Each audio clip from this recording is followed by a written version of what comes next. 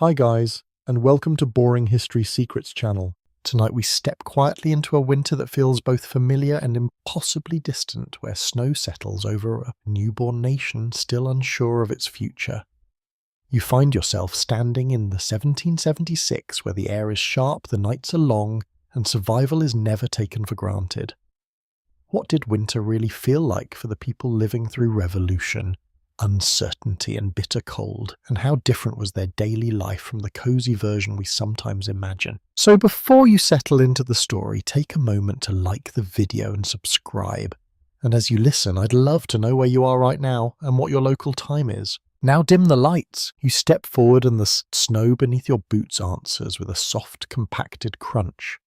The sound is gentle, but it echoes farther than you expect, carried across open land stripped bare by winter. The sky stretches pale and wide above you, washed in a cold grey light that never quite becomes warm even at midday. The year is 1776, and although the word America is being spoken with new meaning, it does not yet feel like a solid place. It feels scattered, fragile, a collection of farms, towns, and uncertain loyalties stitched together by rough roads and shared hardship. The cold is immediate. It presses against your cheeks and nose, creeping through fabric in ways that feel almost personal. You instinctively pull your coat tighter, though it is thick and heavy by the standards of the time. Wool scratches faintly against your skin, and beneath it layers of linen and homespun cloth trap what little warmth your body creates. There is no central heating waiting for you, no steady hum of comfort, only what you carry and what you can build. Around you the land feels quiet but not empty. A thin column of smoke rises from a distant chimney, drifting lazily into the sky before dissolving. That smoke is not just a sign of life, it is a signal of effort, of wood-chopped fires tended, and a household working constantly to keep the cold at bay. You begin to walk toward it. The path is not really a road, at least not by modern expectations. It is a suggestion of one. Packed earth now frozen solid with ruts, hidden beneath a thin layer of snow. Each step requires attention.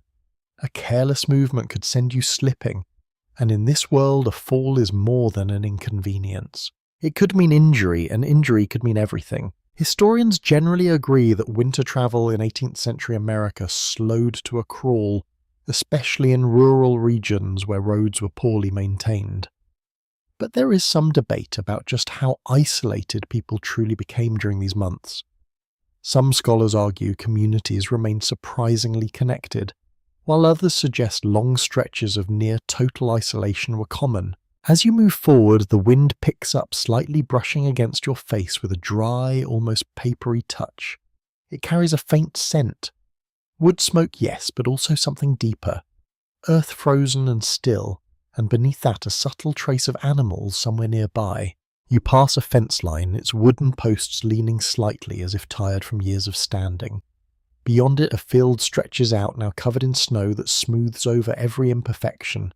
It looks peaceful, almost beautiful, but you know better. This field in warmer months would demand constant labour. Planting, tending, harvesting.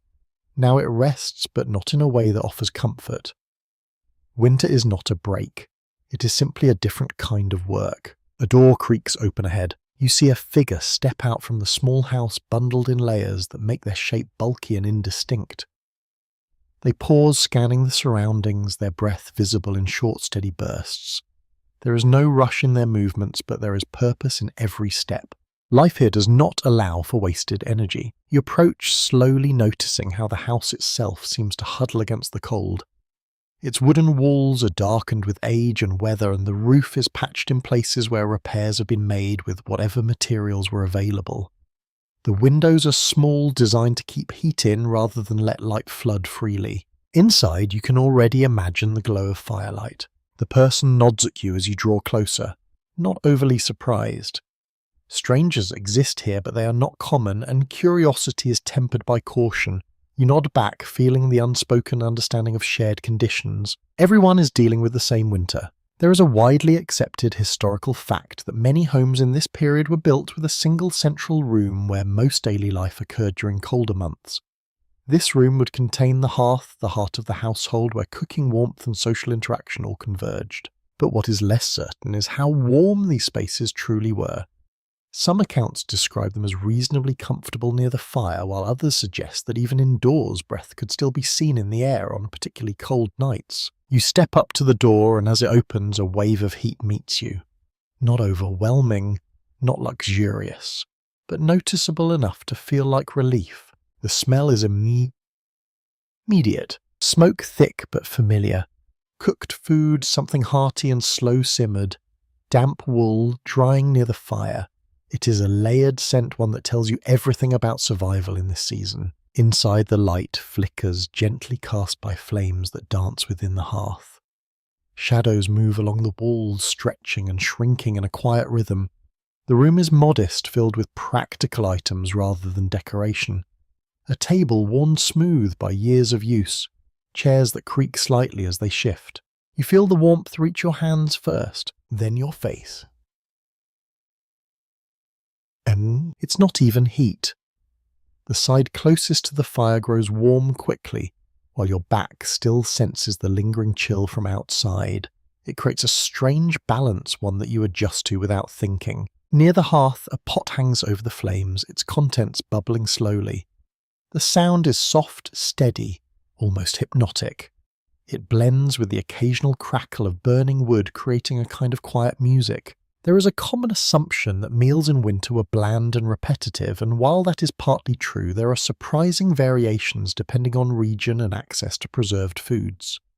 Some households had stores of salted meat, root vegetables and grains that allowed for simple but nourishing meals throughout the season. Others were not so fortunate. Historians still debate how evenly food scarcity was distributed, especially during the early years of the Revolution when supply lines were disrupted and uncertainty affected trade.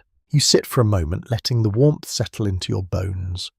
The contrast between outside and inside becomes more apparent now. The world beyond the door feels distant, almost unreal compared to this small pocket of light and heat. But you know it is waiting, always waiting. A faint draft slips through somewhere in the structure, brushing lightly against your ankle. Even here, the cold finds ways in. It reminds you that comfort is temporarily maintained through constant effort. You glance toward the window where frost has formed delicate patterns along the edges of the glass. They look almost artistic, like something carefully drawn, but they're simply the result of cold meeting warmth, a quiet negotiation happening every second. Outside, the snow continues to fall, softly, barely, and as you sit there listening to the fire and the wind, you begin to understand something subtle but important.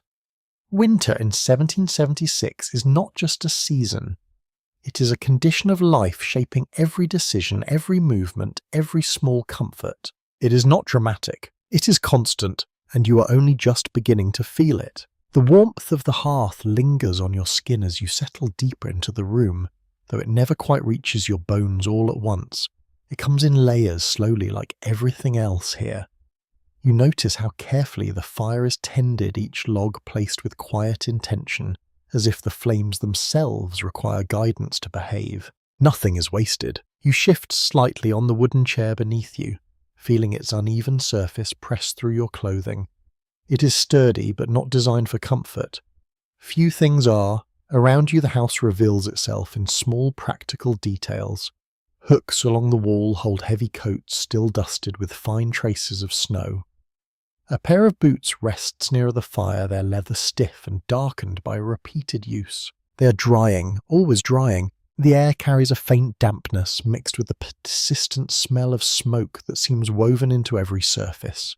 It clings to fabric, settles into hair, and lingers in the back of your throat. At first it feels overwhelming, but after a few moments it becomes almost reassuring. Smoke means warmth, and warmth means survival. You glance upward and notice the ceiling beams darkened with years of soot. They absorb the history of countless winters, each season leaving behind a thin layer of its presence. The house itself feels like it remembers. Most homes in 17 to 76 America, especially in rural areas, were built with simple materials sourced locally. Wood was the primary building resource shaped into structures that prioritize function over durability. Historians widely agree that insulation was minimal, often consisting of packed clay moss or even scraps of cloth stuffed into gaps between logs. And yet people made these spaces work. There is a quiet ingenuity here.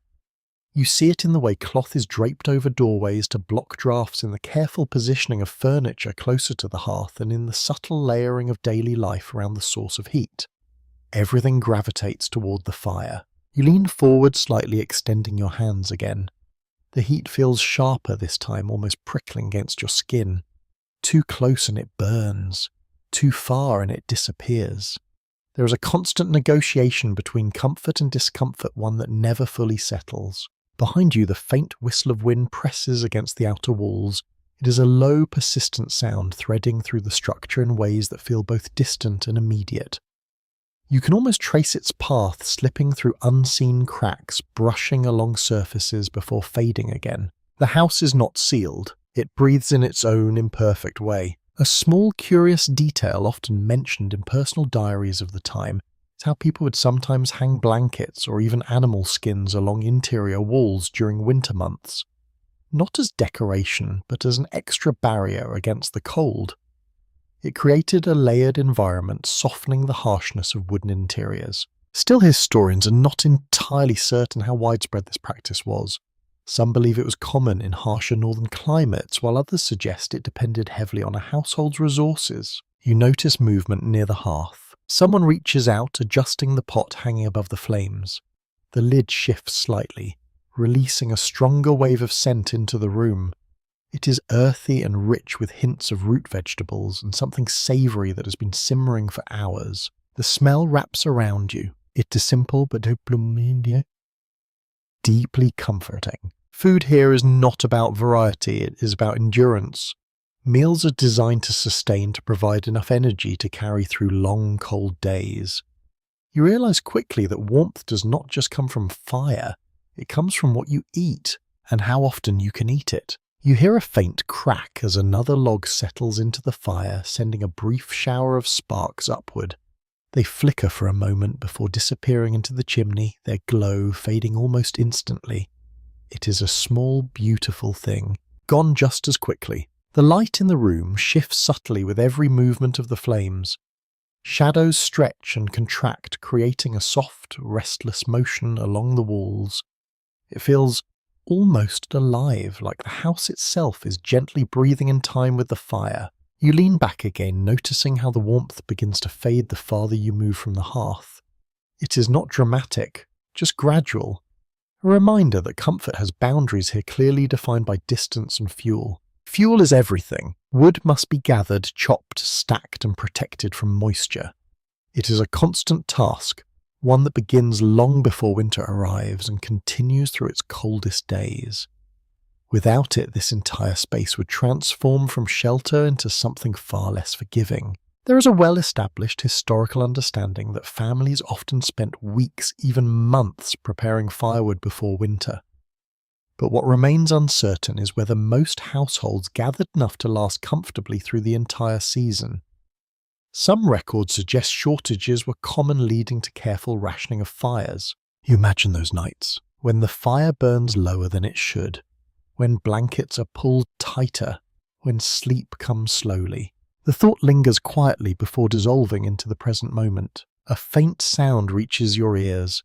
At first it is difficult to place, then you recognize it.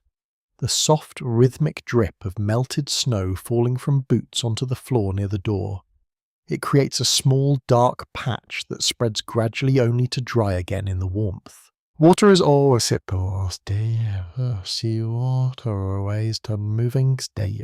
Even when it freezes, you glance toward the window again, noticing how the light outside has shifted. The grey sky has deepened slightly, hinting at the early arrival of evening. Days in winter feel shorter, not just because of the sun, but because of the way light fades more quietly, almost reluctantly. Inside the room grows cozier as darkness approaches. The fire becomes the primary source of light, its glow intensifying as the outside world dims. It draws everything inward, focusing attention on this small circle of warmth. You begin to understand something else now. Homes like this are not just shelters, They are carefully maintained systems balancing heat, light, food, and effort in a delicate rhythm. Every element supports the others.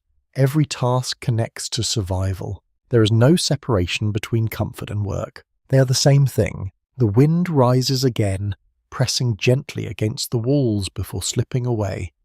It feels less intrusive now, almost like a distant companion rather than a threat. You have adjusted even in this short time to the constant presence of winter. It is no longer shocking, just steady. And as you sit there watching the fire and listening to the quiet sounds of life unfolding around you, you begin to sense the deeper truth of these homes. They are not warm in the way you might expect, but they are alive. And in a winter like this, that is enough. You notice the weight of your clothing more clearly now that you have been sitting still.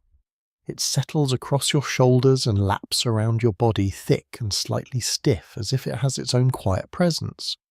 When you shift your arms, the fabric resists just a little, reminding you that warmth here is something you carry, not something given freely. Layers matter. You glance down at your sleeves, studying the texture of the material. The outer layer is wool, coarse but dependable, woven tightly enough to trap heat while still allowing a faint breath of air to pass through.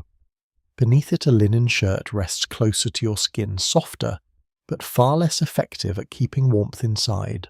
Together they form a system, a simple one but essential. Clothing in 1776 is not about fashion in the way you might imagine. It is about necessity, durability, and careful construction.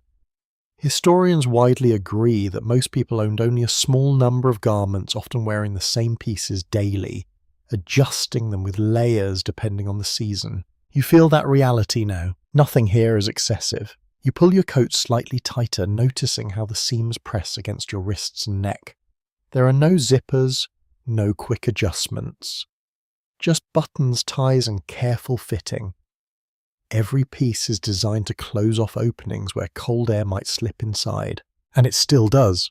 A faint draft brushes along your collar, slipping between layers before disappearing again. It is subtle, but you feel it immediately. Cold has a way of finding the smallest weaknesses, moving quietly and without effort. You exhale slowly, watching your breath appear for just a moment before fading. Even indoors, the air holds a lingering chill that never fully leaves. The fire helps, but it does not transform the entire space. It only softens it. You shift again, the fabric creases softly, producing a faint rustling sound. It is a constant companion, this quiet movement of cloth against cloth. In a world without the hum of machines or distant traffic, even small sounds become noticeable. You become aware of them. A sleeve brushing a table, a coat settling against wood. The details feel sharper here. A lesser-known detail often discussed by historians is how much clothing was repaired and reused during this Chilna period. Garments were rarely discarded. Instead, they were patched, reinforced, and sometimes entirely reshaped to extend their usefulness. A coat might pass through several owners, each adding their own adjustments. Historians still debate how frequently people replace clothing entirely, as surviving records are uneven and often reflect wealthier households more than average ones. You run your fingers lightly along the edge of your sleeve, feeling the roughness of the wool and the slight irregularities in the weave. It is not perfectly uniform. Small variations reveal the human effort behind its creation, threads spun and woven by hand. There is a quiet intimacy in that. Clothing here is not anonymous. It carries the touch of its maker. You glance toward the hearth, where a pair of gloves has been placed carefully on a low surface nearby. They are thick but worn at the fingertips, the fabric slightly thinned from repeated use. You can almost imagine the hands that have filled them working, lifting, gripping tools in cold conditions. Hands feel everything, and in winter they feel the cold first. You flex your own fingers, noticing how the warmth from the fire has begun to soften the stiffness that crept in earlier. But the memory of cold lingers like a faint echo in your joints. It does not disappear quickly. It waits. Footwear draws your attention next. Your boots are heavy, their soles thick enough to protect against frozen ground, but not entirely insulated. Inside layers of cloth or wool might be added, depending on what is available. Even so, feet often remain cold for much of the day. There is no perfect solution. Some accounts from the time mention people stuffing additional materials into their shoes, including straw or scraps of fabric to improve insulation. It is a practical solution, though not always comfortable. Historians are unsure how widespread this practice was, but it appears often enough to suggest it was not uncommon. You imagine walking long distances like that, each step pressing against uneven padding, each movement a reminder of necessity. The room shifts slightly as someone nearby adjusts their position, and you notice how their clothing mirrors your own in structure, if not in exact detail. Layers always layers. A shared approach shaped by shared conditions. There is a quiet uniformity to it, not identical, but similar enough to feel collective. You listen as fabric brushes softly against itself, creating a gentle rhythm that blends with the crackle of the fire. It is a subtle soundscape, one that becomes almost soothing as you sit there letting your senses settle into it. Warmth, weight, texture. You begin to understand how clothing here is not just protection, it's part of the body's rhythm, something you adjust constantly without thinking. Pulling a sleeve lower, tightening a wrap, shifting closer to the fire. Small movements constantly repeated. There is also a certain vulnerability in it. If clothing fails, if it wears too thin or becomes too damp, the consequences are immediate. Cold does not wait politely. It moves in quickly, turning discomfort into danger with very little warning. That awareness stays with you, even now. A faint scent rises as the heat from the fire warms your outer layers. It is a mixture of wool smoke and the faint trace of whatever environment the fabric has passed through. It is not unpleasant, just present. Everything here carries a scent. You glance again toward the window where the fading light reveals the faintest hint of movement outside. Snow continues to fall soft and steady, adding to the quiet accumulation that reshapes the world beyond these walls. Inside, your layers hold their warmth. Outside, they will be tested again. You shift your shoulders once more, settling into the weight of your clothing as if it was something familiar, something necessary. The initial awareness of its heaviness begins to fade, replaced by a quieter understanding. This is how you exist here, not separate from this cold, but in constant negotiation with it. Every thread, every seam, every layer working together to hold back something that never fully retreats. And as you sit there listening to the fire and feeling the slow, steady warmth against your skin, you realize that survival in this winter does not come from one solution. It comes from many small ones, worn, repaired, adjusted, and always relied upon. The gentle bubbling of the pot draws your attention, again steady and unhurried like a quiet heartbeat in the center of the room. You lean slightly closer, not out of hunger exactly, but curiosity. The scent has deepened, growing richer as the ingredients soften and blend together over time. Cooking here is not rushed. It unfolds slowly. You watch as the lid is lifted just enough to release a curl of steam rising into the warm air before disappearing into the dim space above. The smell that follows is earthy and comforting, layered with hints of root vegetables, herbs, and something savory that has been simmering for hours. It fills the room, not loudly, but completely. You notice how close everything is to the fire. The pot, the utensils, even the small preparation area nearby. This is not just for convenience, it is necessity. The hearth is the center of all cooking during winter, providing both heat and a reliable place to prepare food. There are no separate kitchens, no isolated spaces. Everything happens here. Historians widely agree that most meals in winter relied heavily on preserved ingredients.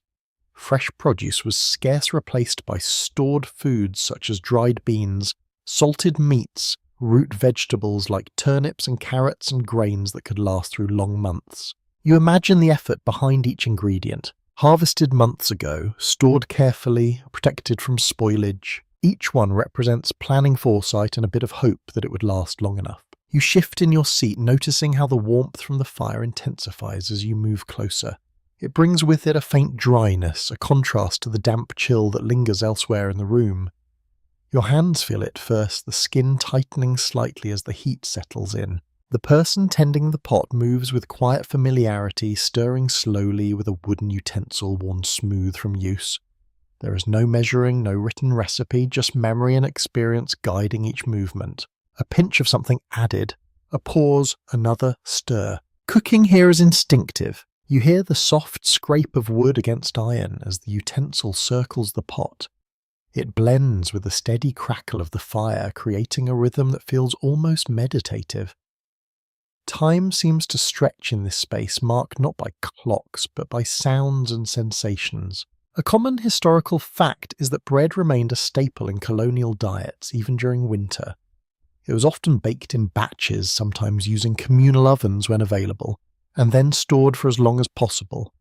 Hard bread could be softened in soups or stews, making it last longer. But there is still uncertainty about how frequently fresh bread was made in harsher conditions.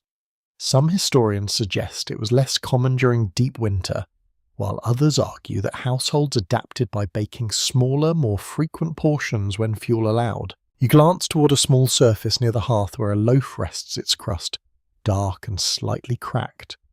It looks dense, substantial, not delicate or airy. The kind of bread meant to sustain rather than impress. You can almost feel its weight. A knife lies beside it, its blade worn but carefully maintained. Tools here are not easily replaced. They are sharpened, repaired, and preserved for as long as possible. Nothing is disposable. You hear a faint shift behind you as someone adjusts their position, and the room responds subtly. The floor creaks, the fire flickers, the shadows shift. Every movement has a presence, a quiet acknowledgement within the space. You notice how the heat draws people closer together, not out of necessity alone, but comfort. The closer you sit to the fire, the more the cold recedes, at least for a while. It creates a natural gathering point where conversation, work and rest all converge. Even silence feels shared here. You lean forward slightly, watching as a small portion of the stew is lifted and examined. The steam rises again, carrying that familiar scent. It feels richer now, more developed, as if time itself has added something to it. Slow cooking does that. It transforms simple ingredients into something deeper. There is a quiet satisfaction in it, even just observing. You realize that meals like this are not just about nourishment. They are moments of stability in a season that often feels uncertain. A predictable rhythm. Fire, pot stirring, waiting. Outside the wind brushes faintly against the walls, again a soft reminder of the world beyond this warmth. You can almost picture it snow continuing to fall, covering tracks, reshaping the land in subtle ways. Inside, everything feels contained, protected for now. You notice a small detail near the hearth, something easy to overlook. A collection of herbs dried and bundled hanging nearby. Their scent is faint but they're present, adding another layer to the air. These are not just for flavour. Many are used for preservation, for remedies, for small attempts to maintain health during long winters. Food and medicine often overlap here. Historians still debate how effective these herbal practices truly were.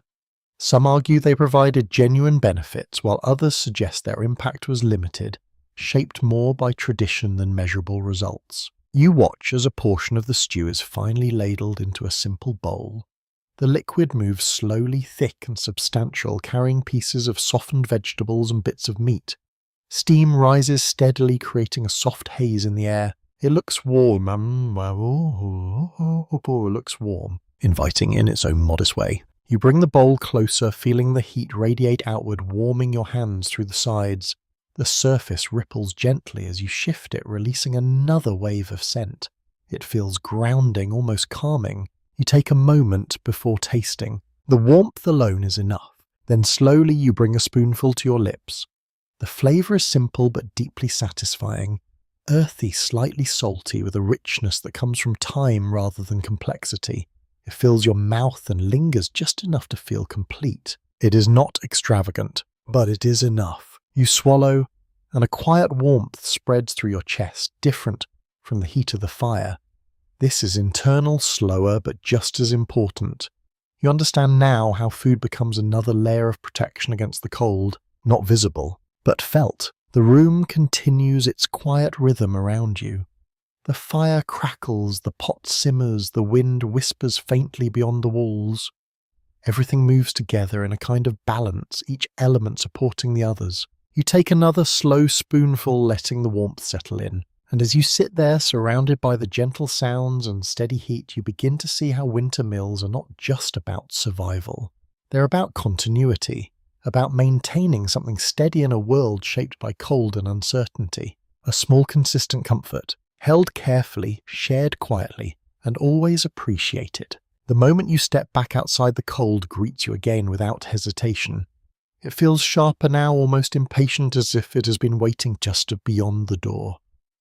The warmth you carried with you fades quickly, slipping away in thin layers as the air presses in. You pull your coat tighter. It only helps a little. The sky has dimmed further, the pale grey shifting toward a deeper tone that hints at early evening. Winter light never lingers long here. It arrives quietly and leaves just as quickly as though it has somewhere else to be. You begin walking again, following the faint path that winds away from the house. It is less visible now, softened by fresh snow that has fallen while you were inside. Your boots sink slightly with each step, producing that same muted crunch, though it sounds softer now, as if the world itself has lowered its voice. Travel in winter is never simple. Not here. The ground beneath the snow is uneven, frozen into ridges and shallow depressions that you cannot always see. Each step requires attention, a careful placement of your weight to avoid slipping. It slows you down, turning even a short journey into something deliberate, measured, cautious. Historians widely agree that winter travel in 18th century America could be both easier and more difficult depending on conditions. Frozen rivers sometimes created temporary roads, allowing sleds and wagons to move across surfaces that would otherwise be impassable. At the same time, heavy snow and ice made many land routes treacherous or entirely unusable. You imagine the uncertainty of it, setting out without knowing if the path ahead will hold. The wind brushes across the open space, carrying fine grains of snow that sting lightly against your face. It is not harsh, but persistent, a constant presence that shapes every movement. You turn slightly, angling your body to reduce its impact instinctively, adjusting without fully thinking. Adaptation happens quickly here. You notice a set of tracks ahead, partially covered but still visible enough to follow. They are uneven, suggesting someone passed through earlier, moving with the same careful steps you take now.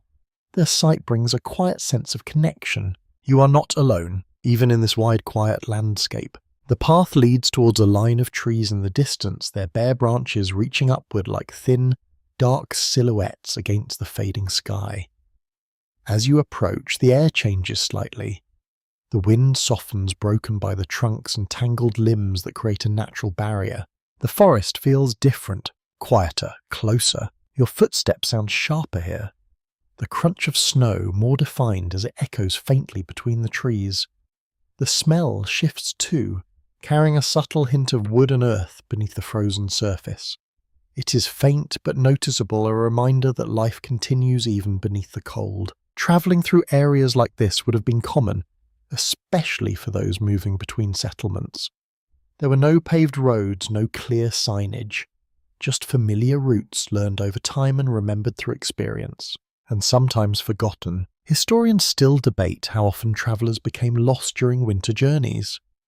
Some accounts describe relatively routine travel between nearby communities, while others suggest that unexpected storms or shifting conditions could quickly disorient even experienced individuals. You can understand why. The landscape changes constantly. Snow covers landmarks, paths disappear. What was familiar yesterday may feel entirely different today. You move carefully, noticing how your breathing becomes more visible in the cooling air. Each exhale forms a brief cloud that fades almost instantly. The rhythm of your breath becomes part of the soundscape, steady and grounding. Inhale, exhale. You hear something in the distance. At first it is faint, then clearer. The distant creak of wood followed by a low rhythmic sound. You pause, listening more closely, and soon you recognize it. A wagon moving slowly somewhere beyond the trees. The sound travels farther in winter. Snow absorbs some noise, but it also carries others in unexpected ways. The result is a strange clarity where certain sounds feel both distant and immediate at the same time. You step forward again, drawn slightly toward the direction of the sound. As the trees thin, you catch a glimpse of movement, a wagon just visible through the branches, its wheels turning slowly as it moves along a rough path. The pace is steady, unhurried but deliberate. The driver sits bundled against the cold, guiding the animals with small practiced motions. The horses move carefully, their breath visible in soft bursts, their hooves pressing into the snow with a quiet, determined rhythm. Travel like this requires patience. There is no rushing. A well-established historical fact is that winter often limited long-distance travel, especially for trade and communication. Messages could be delayed, supplies slowed, and entire regions temporarily cut off from one another. This created a sense of isolation that shaped daily life in subtle but significant ways. But there is still some uncertainty about how regularly essential routes were maintained. Some historians argue that key paths remained active out of necessity, while others suggest that many areas experienced prolonged periods of reduced contact. You watch the wagon for a moment longer, noticing how it navigates a slight incline, the wheels struggling briefly before gaining traction again. It is a quiet effort, one that requires both strength and care. Then it continues on, disappearing gradually into the distance. You remain still for a moment, listening as the sound fades. The creaking, the soft rhythm of movement all dissolving back into the quiet of the winter landscape. Silence returns. Not complete silence, but something close. You resume walking, your steps falling into a slower, more deliberate pattern. The journey itself feels different now, less like movement and more like a series of careful decisions. Each step matters, each direction carries weight. The cold presses gently against your face again, steady and unchanging. It is no longer surprising, just present. Always present. As you move forward, the light continues to fade the sky, deepening toward evening. The world around you softens, edges blending together as shadows stretch across the snow. It feels calmer, quieter, as if everything is settling into the night. You feel it too. A subtle slowing, a quiet awareness. Travel in this winter is not just about reaching a destination. It is about enduring the space between, navigating a landscape that offers both beauty and challenge in equal measure. And as you continue along the faint, shifting path, you begin to understand that every journey here carries a quiet uncertainty. Not dramatic, but constant and always respected. As you continue forward, something subtle begins to change in the world around you, and it takes a moment before you realize what it is. The sound is different now. Not gone, but softened in a way that feels almost unnatural. Snow has a way of reshaping how sound moves, absorbing sharp edges and dulling the distance between things. Your footsteps still crunch beneath you, but the sound feels closer, more contained, as if it belongs only to you. The wider world grows quieter. You pause, briefly listening. The wind still moves, brushing lightly through the trees, but even that seems gentler now, less intrusive than before. It is not silence, but it is close. Historians often describe winter landscapes in early America as deeply quiet, especially in rural areas where there were few people and even fewer sources of constant noise. Still, some debate remains about how silent these environments truly felt, since natural sounds like wind, animals, and distant human activity would always remain present. You begin walking again, more aware now of each small sound that follows your movement. The shift of fabric as your coat brushes against itself, the faint creak of your boots as the leather bends with each step. Even your breathing seems louder, the steady rhythm filling the space around you in a way that feels almost personal. Inhale slowly. Exhale gently. The cold air sharpens the sensation, making each breath feel clearer, more defined as it enters and leaves your body. You notice how the snow-covered ground stretches outward in soft, unbroken layers, smoothing over the usual textures of the land. Rocks, roots, uneven patches of soil all disappear beneath it, creating a surface that looks simple but hides complexity beneath. It is beautiful, but deceptive. Your foot slips slightly, just enough to remind you that what appears smooth is not always stable. You correct your balance, instinctively shifting your weight before continuing forward. Small adjustments matter here. Always. The trees around you stand still, their branches bare and lightly dusted with snow that clings to them in uneven patterns. Occasionally a small cluster falls loosened by a subtle movement or a faint breeze landing softly with a muted whisper against the ground. You hear it happen, a soft release, then stillness again. The rhythm of winter is built from these moments, small sounds separated by long stretches of quiet. It creates a kind of spacing that feels different from other seasons, where noise overlaps and fills every gap. Here there is room between things, room to notice. You tilt your head slightly, catching something faint in the distance. It takes effort to separate it from the quiet, but gradually it becomes clearer. A distant knock, wood against wood, repeated steady and deliberate, someone chopping. The sound travels farther than you expect, carried through the cold air with surprising clarity. Snow dampens nearby noise, but it allows distant sounds to stretch across space in ways that feel almost surreal. You stand still for a moment, listening to the rhythm. Chop, pause, chop. It feels steady, controlled. There is comfort in its repetition, a reminder that even in this quiet landscape, life continues through work and effort. Wood must be cut, fires must be fed, survival does not pause for winter. A commonly accepted historical detail is that woodcutting was one of the most essential winter tasks often done daily to maintain a steady supply of fuel. However, historians still discuss how labour was divided within households, with some suggesting a shared effort, while others argue it followed more rigid roles depending on region and circumstance. The sound continues for a while, then fades gradually as either distance increases or the work pauses. The quiet returns, settling back into place as if it had only briefly stepped aside. You begin to walk again, your pace slower now, more in tune with the stillness around you. Each step feels deliberate, placed with care, not just for safety but for awareness. You are listening now, fully. The cold brushes against your face, steady and consistent, but it no longer feels sharp or intrusive. It has become part of the environment, something you move within rather than resist.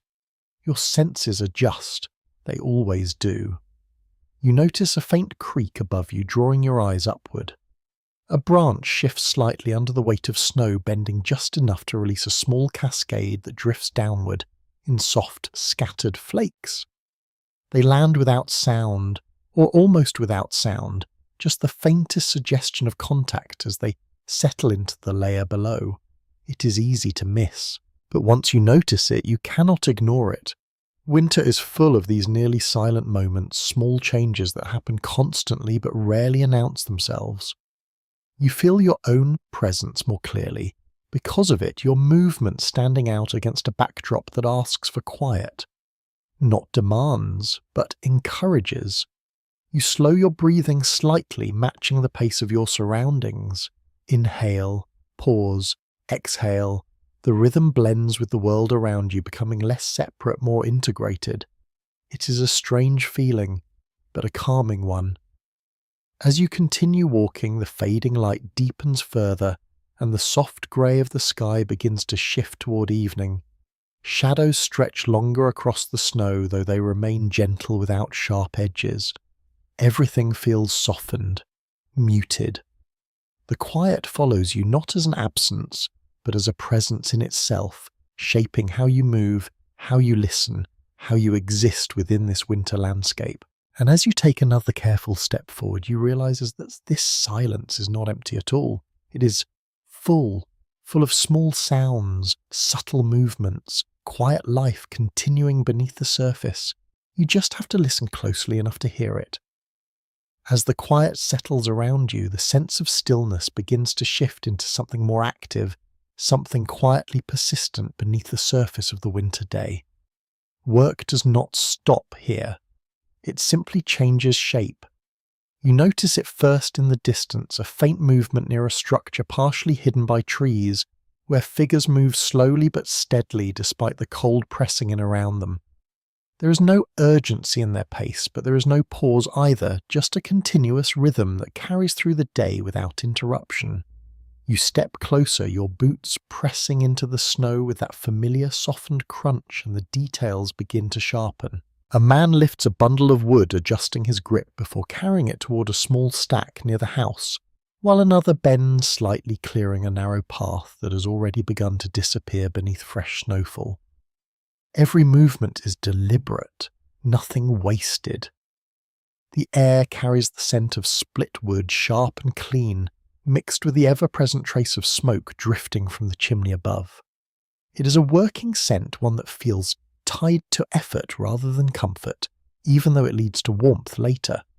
Historians widely agree that winter did not reduce the amount of labour required in early American life, but instead shifted its focus toward maintenance, repair, and survival tasks that ensured households could endure the season. You see that truth unfolding here in real time. A door opens briefly, releasing a quick burst of warmer air before closing again, and someone steps out carrying a small bundle of fabric, likely damp and in need of drying near the fire. Even inside, work continues. Always. You move slightly to the side, watching as a tool is lifted and brought down in a steady practice motion against a piece of wood. The sound is sharper than the rest of the winter landscape, a clean, decisive crack that cuts through the quiet before fading again. It repeats at measured intervals, never rushed, never careless. Chop. Pause. Chop. The rhythm feels almost meditative, though you know the effort behind it is anything but light. Splitting wood in this cold requires strength, precision, and endurance, especially when hands grow stiff and breath comes in visible bursts that cloud the air with each exhale. You notice how often people pause, not out of laziness but necessity, allowing their bodies to recover just enough before continuing. Energy is managed carefully here. It has to be. A lesser-known detail from this period is how winter was often used as a time for tool repair and crafting, with individuals mending broken equipment, shaping new handles, or even producing small household items that could not be made during busier agricultural seasons. Still, historians remain uncertain about how widespread these practices were across different regions, as records vary and often reflect only specific communities. You glance toward a nearby structure, smaller and slightly separate from the main house, where faint movement can be seen through a narrow opening. The smell drifting from it is different. Less smoky, more organic, carrying hints of animals and stored materials. It reminds you that work extends beyond the home itself. Animals must be fed, shelters must be maintained. Even in winter, life continues in many forms, each requiring attention. You hear a soft lowing sound, followed by the shuffle of movement, and it becomes clear that livestock are being tended to their survival, just as important as that of the people caring for them. You step closer, careful with your footing, and notice how paths have been worn into the snow through repeated use narrow tracks that guide movement between buildings. These are not permanent, but they are necessary, constantly reshaped as snowfall continues to cover them. Maintenance never ends. It only repeats. You feel the cold pressing lightly against your face again, though it seems less sharp now, your body adjusting gradually to its presence, as it becomes part of the background rather than a constant interruption. Still, it never disappears. It lingers. You watch as another bundle of wood is stacked carefully, each piece placed with intention to allow air to move between them, helping them dry and remain usable. Even this small task carries knowledge built over time, techniques learned through experience rather than instruction. There is no room for guesswork here. You notice hands again, always hands moving, lifting, adjusting, shaping. They are reddened from the cold, the skin slightly rough but steady in their work. Gloves help, but they are not always enough, and sometimes they are removed for better control, exposing skin directly to the biting air for short periods. It is a trade-off, control or comfort. Often control wins. A commonly accepted fact is that daylight hours in winter were used as efficiently as possible, with people rising early and working until light faded, since artificial lighting was limited and valuable resources like candles were not wasted unnecessarily. You can see that urgency in the way tasks continue, even as the sky begins to dim, though the pace never becomes frantic.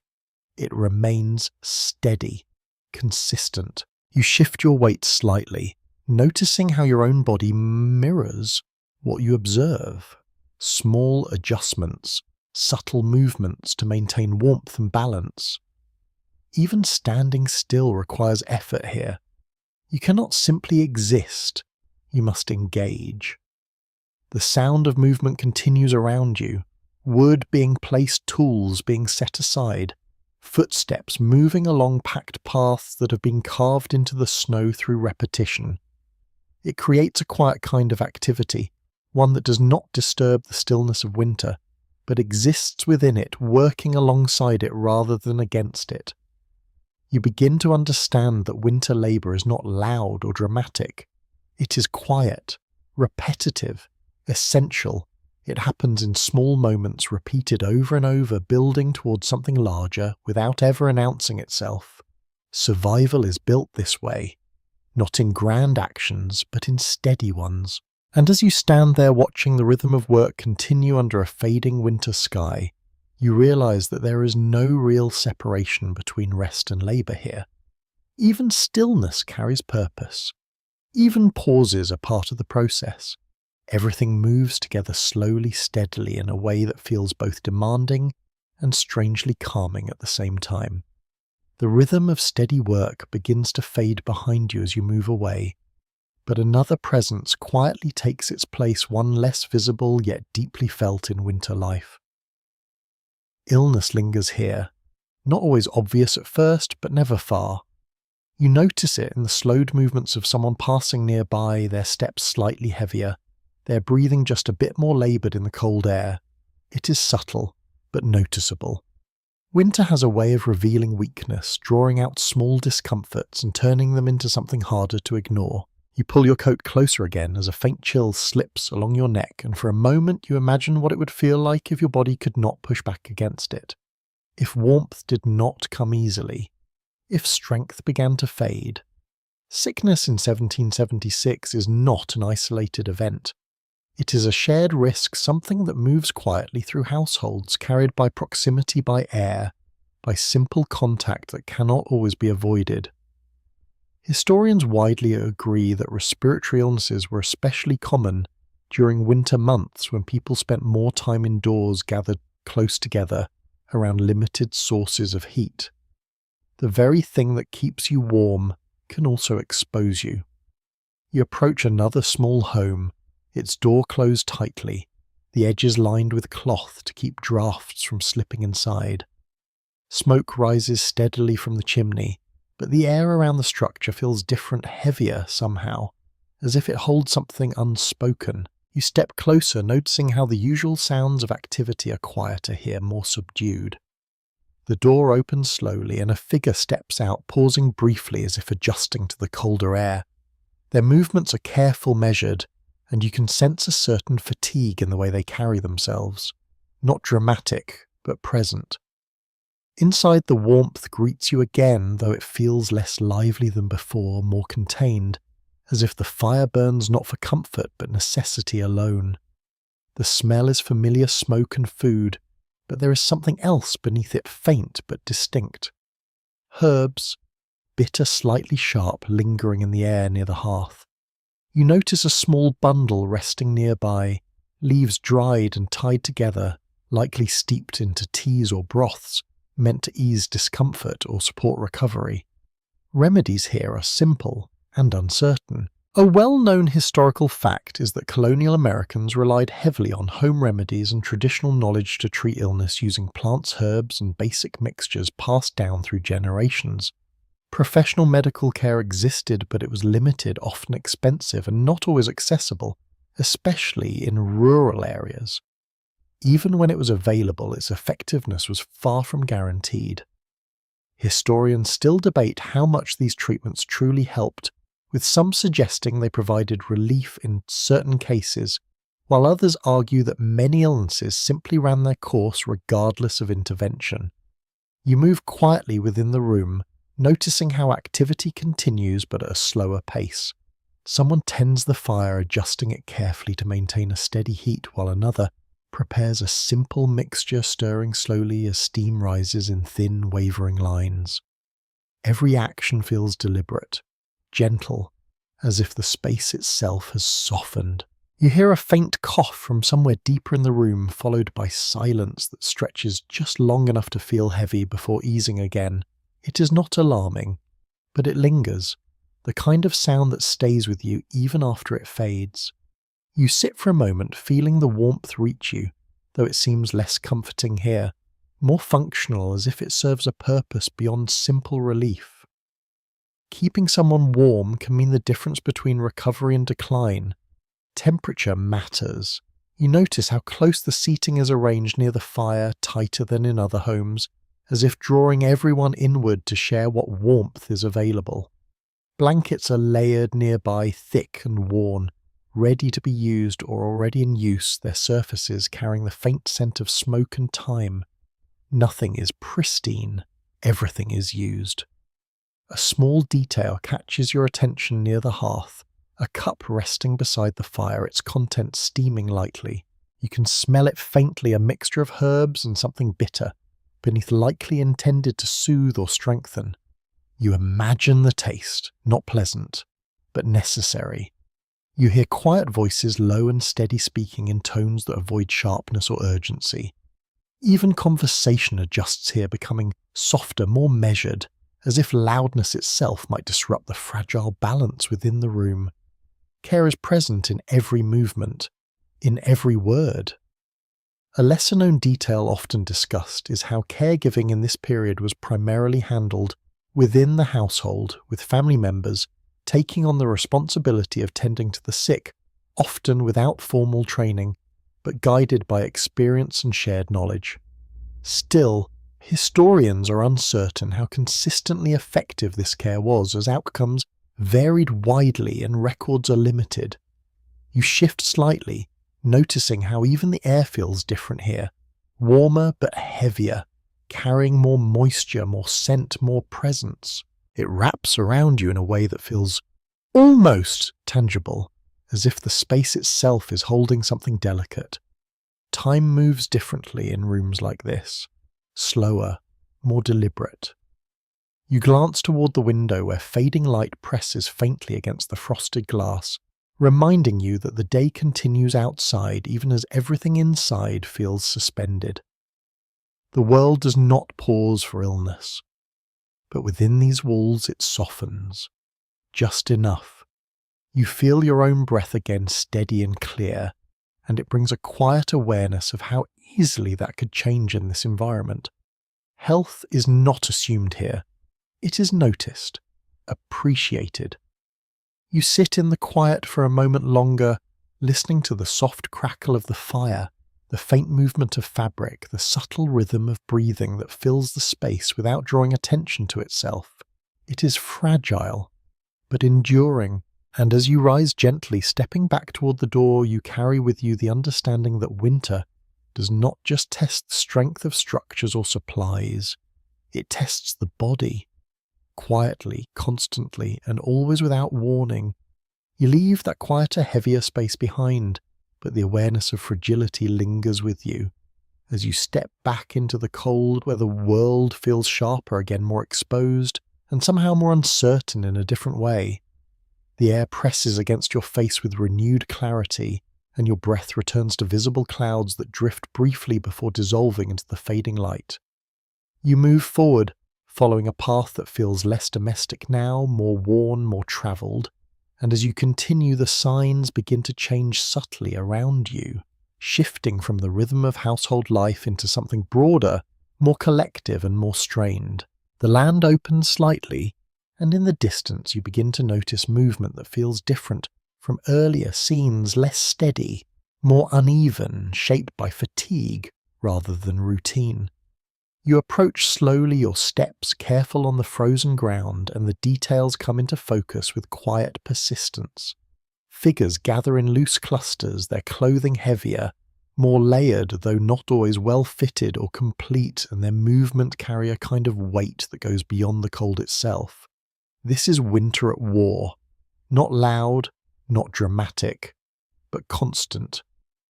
Historians widely agree that the winter of 1776 was particularly harsh for soldiers during the Revolutionary War, especially as supply shortages, inadequate shelter and limited provisions created conditions that tested endurance far beyond ordinary civilian life. You can see traces of that reality here, not in grand scenes, but in small telling details that reveal the strain beneath the surface. A man adjusts his coat, pulling it tighter, though it appears worn thin at the edges, the fabric frayed in places where repeated use has taken its toll.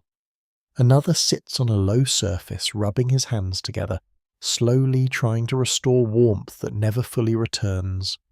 Their breath rises in steady bursts, each exhale a reminder of the cold that surrounds them without pause. You notice the smell looks different from the homes you have visited, less comforting, more raw.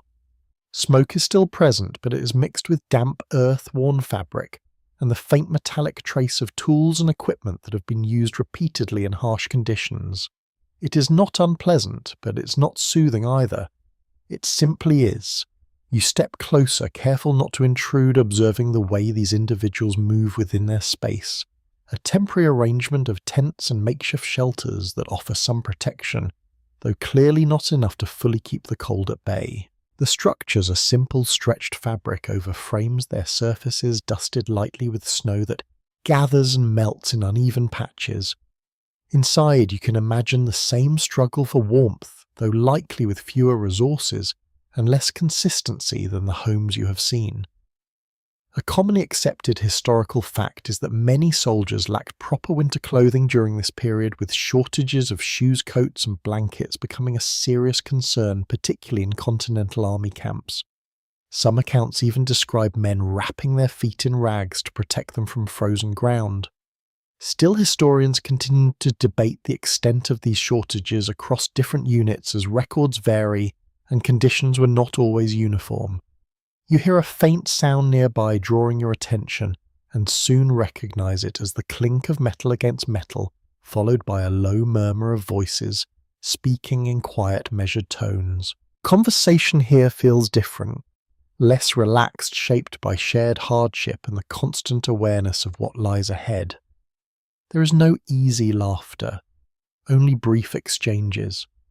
You watch as a small fire is tended carefully, its flames modest but steady, surrounded by figures who sit close, their bodies angled inward to capture as much warmth as possible. The heat is limited. It must be shared. You feel it as you step nearer, though it is weaker than the hearths you have known, less consistent, flickering with uncertainty as the wind brushes lightly across its edges. Fuel is scarce here. Every piece of wood matters. A lesser-known detail often discussed is how soldiers sometimes relied on nearby communities for supplies, whether through trade assistance or at times more forceful means, though. Historians still argue about how common such interactions were and how they affected civilian relationships during the war. You notice hands, again always hands, but here they are, more worn, more strained. The skin cracked in places from cold and labour, the movement slower as fatigue settles in. Gloves, when present, are thin or damaged, offering limited protection against the biting air. You feel your own fingers tighten slightly in response, an instinctive reaction to the environment around you. The cold here feels different, not just physical, but heavier. You shift your gaze toward the ground where footprints overlap in dense patterns. Paths formed not by design, but by repeated movement within confined space. The snow is darker here, pressed down, mixed with dirt and ash, losing the clean, untouched quality you saw earlier. It reflects the intensity of life concentrated in one place, the constant motion of people trying to endure conditions that do not ease. You hear a cough, sharper this time, followed by a pause that stretches just long enough to draw attention before blending back into the low hum of activity. Illness does not stay behind in homes. It follows here too. You straighten slightly, feeling the weight of the moment settle in, not overwhelming but steady like everything else in this winter. The sky above continues to darken, and the faint light that remains casts a muted tone across the scene, softening edges, but not hiding the reality beneath. You begin to step back slowly, your movements careful, respectful of the space and those within it. The sounds fade gradually as you move away, the murmur of voices, the crackle of fire, the subtle shifts of fabric and movement all dissolving into the broader quiet of the winter landscape. And as you return to the path, the cold meeting you once again with familiar persistence, you carry with you a deeper understanding of how winter shapes not just daily life, but the very experience of conflict itself, turning survival into something shared, something constant, and something that never fully allows rest. You leave the dim encampment behind, and as you move along the path, the atmosphere shifts once again, easing slightly as the signs of strain give way to something warmer, more social though still shaped by the season. A soft glow appears ahead, steadier than firelight alone, and as you approach the outline of a larger building emerges its windows, faintly lit its presence, more inviting than the scattered homes you have seen. The air carries a different scent now, still touched by smoke but layered with something richer food-drink, and the subtle trace of many people gathered together in one place. You step closer and the sound reaches you before the door even opens, low voices overlapping a murmur of conversation that feels alive without becoming overwhelming. A tavern?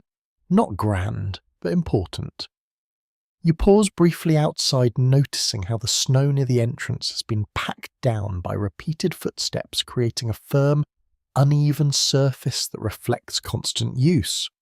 This is a place people come to, even in winter, especially in winter. Historians widely agree that taverns played a central role in colonial American communities, serving not only as places for food and drink, but as hubs for news discussion and social connection, particularly during long isolating seasons.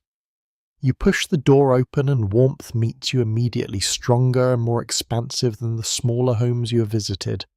The air feels thicker here, filled with the presence of many bodies, many breaths, many small movements happening at once. The smell deepens instantly. Cooked food ale, damp wool and wood smoke blend together into something dense but strangely comforting. It wraps around you. You step inside fully, and the sound becomes clearer, still low, but layered voices, speaking chairs, shifting, the occasional brief laugh that rises and fades without disrupting the overall calm. It is not loud, just full. You notice how the room is arranged. Long tables, benches worn smooth from use, and a central hearth larger than most, its fire burning steadily to provide heat for everyone gathered within its reach. People sit close together, not necessarily by choice but by necessity, drawn inwards toward warmth that cannot be wasted. You move slowly through the space, careful not to disturb the balance, observing the small details that define this shared environment. A man leans forward, speaking quietly to the person beside him, his hands wrapped around a cup that releases a faint curl of steam. Another listens, nodding slightly, their expression calm, focused, as if each word carries weight. Conversation here is not idle. It matters. You hear fragments as you pass, mentions of weather, of travel, of distant events that arrive slowly, but carry importance when they do. News travels through places like this, carried by individuals who have moved from one town to another, bringing with them stories, updates, and sometimes uncertainty. A commonly accepted historical fact is that taverns were key centres for the spread of information during the revolutionary period, where news of battles, political developments, and local events would circulate among those gathered. Still, historians continue to debate how accurate or consistent this information was, as it often relied on word of mouth rather than verified sources. You notice a small detail near the hearth.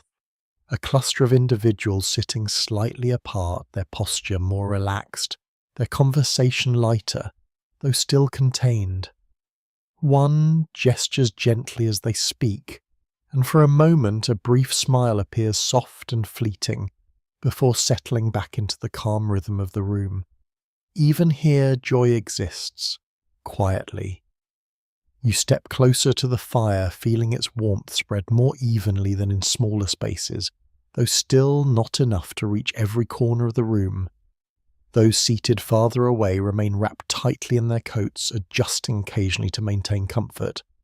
The balance between warmth and cold persists even in a place designed to bring people together. You notice the floor beneath you worn and slightly uneven, marked by years of use. Footsteps layered upon footsteps, creating a surface that feels lived in rather than maintained. Every part of this space reflects repetition, the daily return of people seeking warmth, connection, and a brief escape from the isolation beyond its walls. A lesser-known detail often discussed is how taverns also served as places for lodging, where travellers could rest for the night. Though historians still debate how comfortable or safe these arrangements truly were, as conditions varied widely depending on the establishment and its resources. You glance toward a corner where a few individuals sit more quietly, their posture slightly withdrawn as if conserving energy rather than engaging fully in the space. Fatigue shows here too. Winter reaches everyone. You hear the soft clink of a cup being set down, followed by the faint scrape of wood against wood as someone shifts their position. These small sounds blend into the large atmosphere, creating a layered soundscape that feels steady and continuous, never sharp or disruptive. You take a moment to simply stand there feeling the warmth, the presence, the shared experience of this space. It is different from the solitude of the path, from the quiet labour of homes, from the strain of the encampment. Here there is something collective, something shared, not just survival, but connection. You notice how people remain for a while, not rushing, not lingering excessively, but moving within a rhythm that feels natural, shaped by the needs of the day and the limitations of the season. Eventually they will leave, return to their homes, carry the warmth with them for as long as it lasts. You begin to move back toward the door, the sounds softening slightly as you step away from the center of the room. The fire crackles behind you, voices continue in low tones, and the steady presence of the tavern remains a small anchor in a winter that often feels scattered and uncertain. You open the door again and the cold greets you familiar and unchanging, though now it feels just slightly less isolating than before.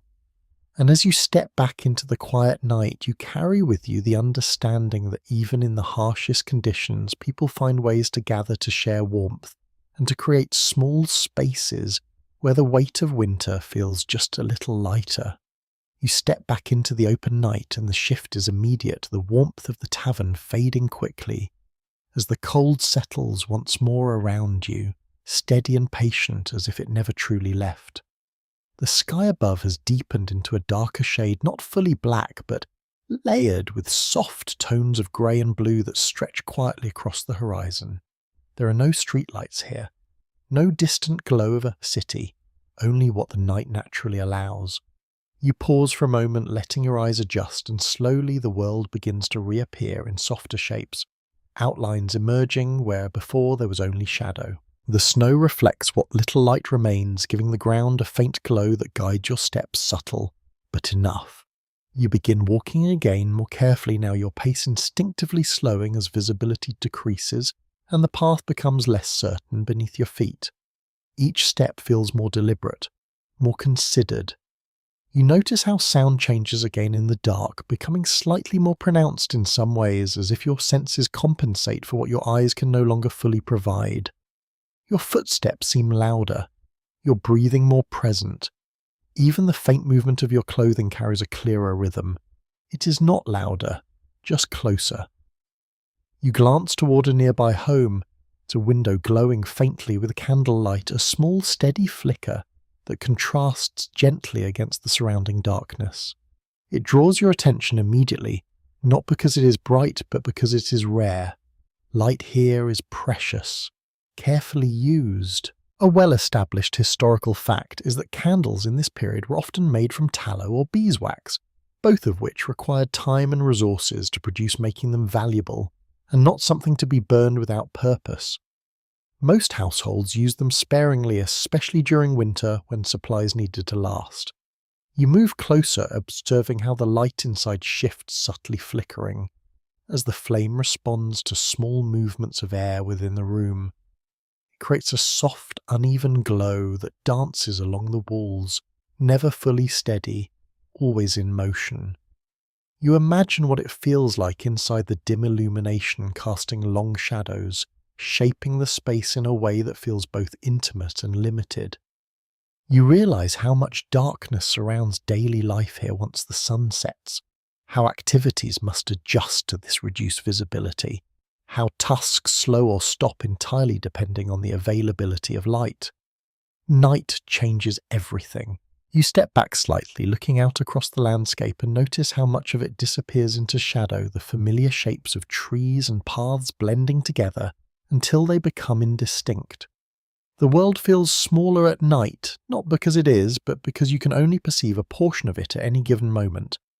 You hear something faint in the distance, a soft call followed by another slightly closer. And you recognize it as voices communicating across the dark, their sound travelling farther in the stillness of the night air. It is not urgent, just practical, a way to stay connected when sight is limited. You listen for a moment, then continue forward your steps, guided more by memory and instinct than clear vision. The cold feels sharper now, or perhaps more noticeable, without the distraction of daylight pressing gently against your face and hands as you move through it. You pull your coat tighter again, though you already know it will only help so much. Warmth fades quickly out here. You notice how your breath becomes more visible in the darker air, each exhale catching the faint light and lingering just a moment longer before dissolving. The rhythm of it becomes almost meditative, a steady pattern that anchors you as the world around you grows quieter. Inhale, exhale. You pass another home darker. This time its windows unlit, suggesting that those inside have already settled for the night, conserving resources, resting while they can. Sleep here follows the natural rhythm of light and dark more closely than you might expect, shaped by necessity rather than preference. A lesser-known detail often discussed is how people in this period sometimes experience segmented sleep, resting in two phases during long winter nights, though historians still debate how common this pattern was and how it varied between households. You imagine those quiet hours, the fire burning low, the room dim, the world outside silent except for the occasional shift of wind or distant sound. It feels different from modern rest, less insulated, more connected to the environment beyond the walls. You continue walking your path, guided by the faint contrast between snow and shadow, your movements steady but cautious as the night deepens further. The sky above remains clear enough to reveal a scattering of stars, faint but present, adding another layer of quiet light to the scene. They do not illuminate the ground, but they remind you of the vastness above, even as the world around you feels contained. You slow slightly, taking in the stillness that has settled over everything, the absence of activity, the quiet pause that comes with night in a place where light is limited and energy must be preserved. It is not empty, just resting. You feel it in yourself as well, a subtle shift towards your movements becoming more economical, your awareness more inward as the environment encourages a slower pace. And as you continue through the dim, snow-covered landscape, guided by faint light and steady breath, you begin to understand how night here is not something to be filled, but something to be accepted, a natural extension of winter's rhythm, where darkness, like the cold, becomes part of life rather than something to resist. You move through the quiet night, and gradually your attention shifts toward a presence that has been there all along, quieter than the rest, but no less important. Children.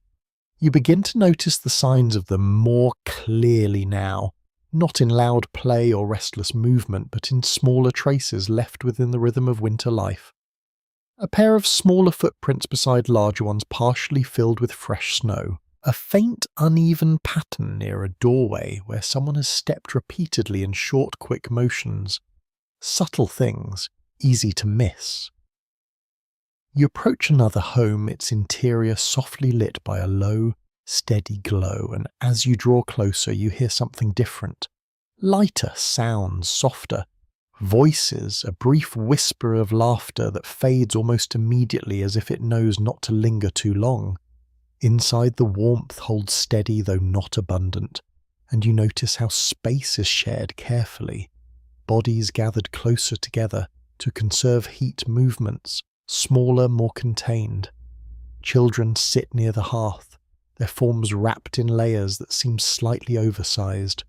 Garments passed down, adjusted, reshaped to fit as best as possible. Clothing grows with them, or tries to. Historians widely agree that children in 18th century America were expected to contribute to household tasks from a young age, especially during winter, when labour shifted indoors and required many small, consistent efforts. You see that here not as burden but as part of daily life. One child carefully holding a piece of fabric while another works a needle through it, their movements slow-focused, guided by quiet instruction nearby. The firelight reflects in their eyes, flickering gently as they concentrate, their faces calm, though touched by the same awareness of cold and effort that shapes everything else. You notice how they sit close to the hearth, instinctively drawn to its warmth. Their bodies angled inward, hands extended just enough to capture the heat without getting too close. It is learned behaviour, repeated often. You hear the soft scratch of thread pulling through cloth, followed by a small pause. Then another careful movement, the rhythm steady but unhurried. Work and learning blend together here, seamlessly. A commonly accepted fact is that formal education during this time was often limited in winter months, especially in rural areas though. Some children attended seasonal schools when conditions allowed. Still, historians debate how widespread such schooling truly was, as access varied greatly depending on location and resources. You notice a small object near the hearth, something simple carved from wood resting just within reach of one of the children. It is not elaborate, but it is clearly shaped with care. A toy. You watch as it is picked up, briefly turned in small hands, then set aside again, attention returning to the task at hand. Play exists here, but it is quiet, interwoven with a responsibility. You shift slightly, listening, as a low voice offers guidance, gentle but firm, correcting a small movement, encouraging patience. The tone is calm, measured, never raised. Even instruction follows the rhythm of the season, steady and controlled. You notice how the air carries a faint mix of scents, wool, smoke, and something softer, perhaps soap or dried herbs clinging lightly to fabric and skin. It feels lived in, layered with daily routines that repeat without drawing attention to themselves. A lesser-known detail often mentioned is how children's roles in households often expanded during winter. As indoor tasks increased, though historians still discuss how these responsibilities differed between regions and families, shaped by both necessity and tradition. You glance toward the window where frost patterns catch the dim light, delicate and intricate, forming shapes that seem almost like drawings, though they are simply the result of cold meeting warmth once again.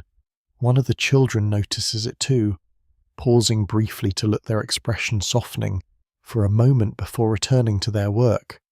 Even here, small moments of wonder appear, quietly. You hear a faint yawn, quickly covered, followed by a shift in posture as someone adjusts closer to the fire. Fatigue moves gently through the room, not overwhelming but present, shaped by the shorter days and longer nights. Sleep comes earlier here, or at least it tries to. You notice how blankets are arranged nearby, ready to be pulled closer, layered carefully to trap warmth when rest finally takes over. Nothing is left unprepared.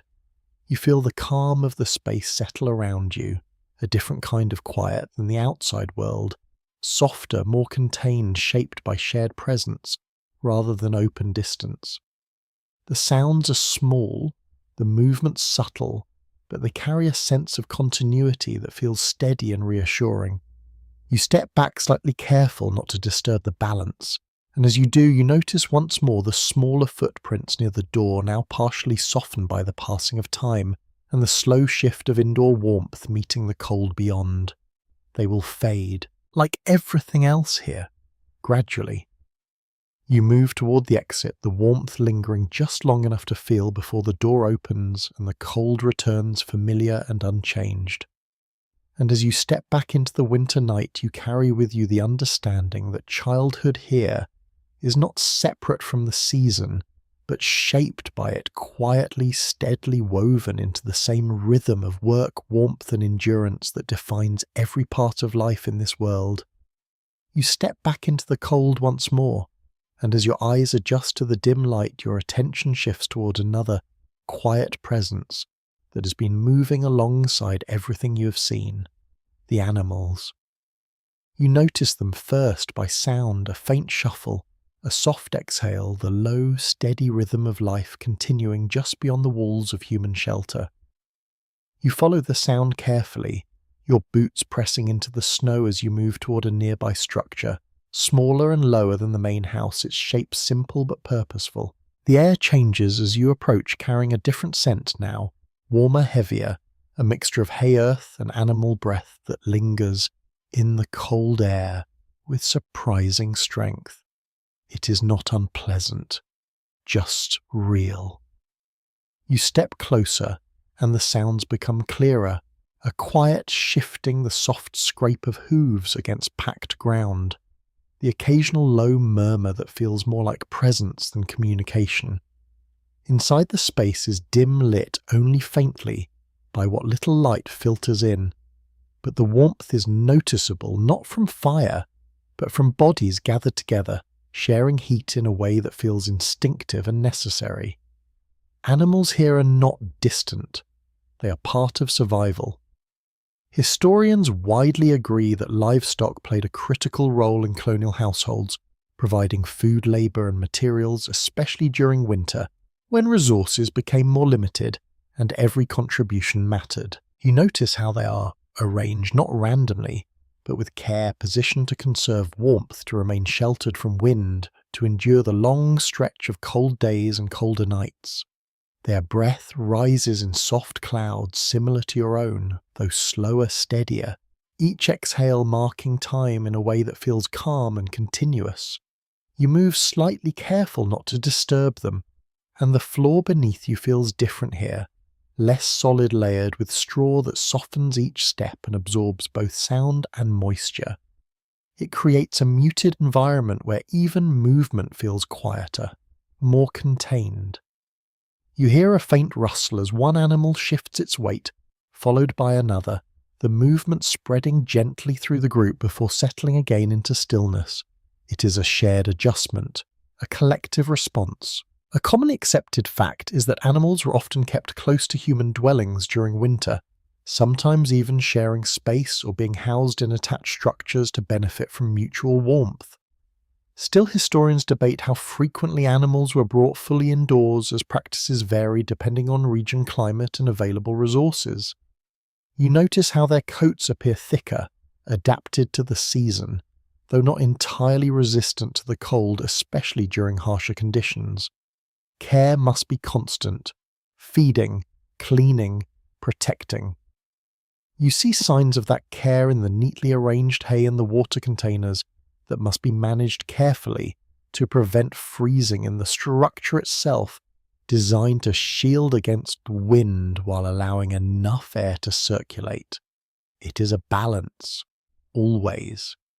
You reach out slightly, not touching, but close enough to feel the warmth radiating from the group, a gentle, steady heat that contrasts with the sharp cold outside.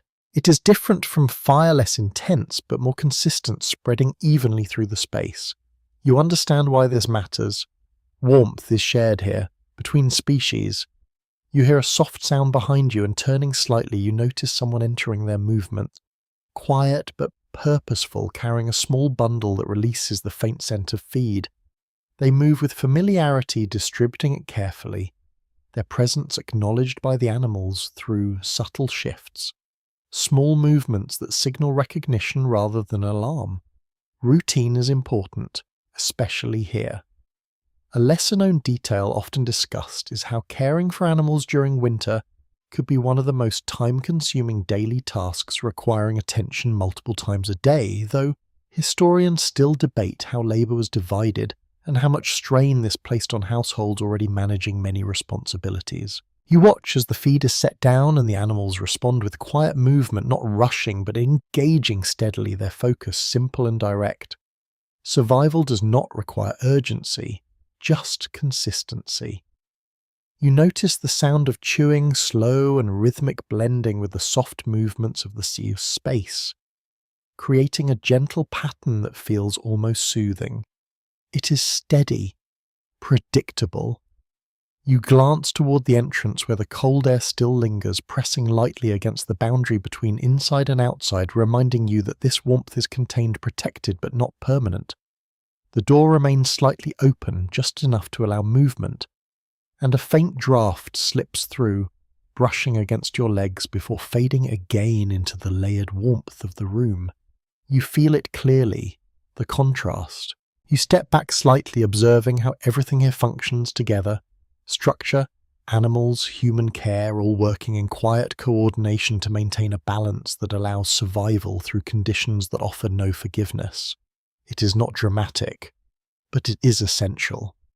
You hear another soft exhale followed by a gentle shift of weight, and the space settles once more into its steady rhythm, the presence of life continuing without interruption. You begin to move toward the exit, careful with your steps, leaving the warmth behind as you open the door fully and step back into the cold night.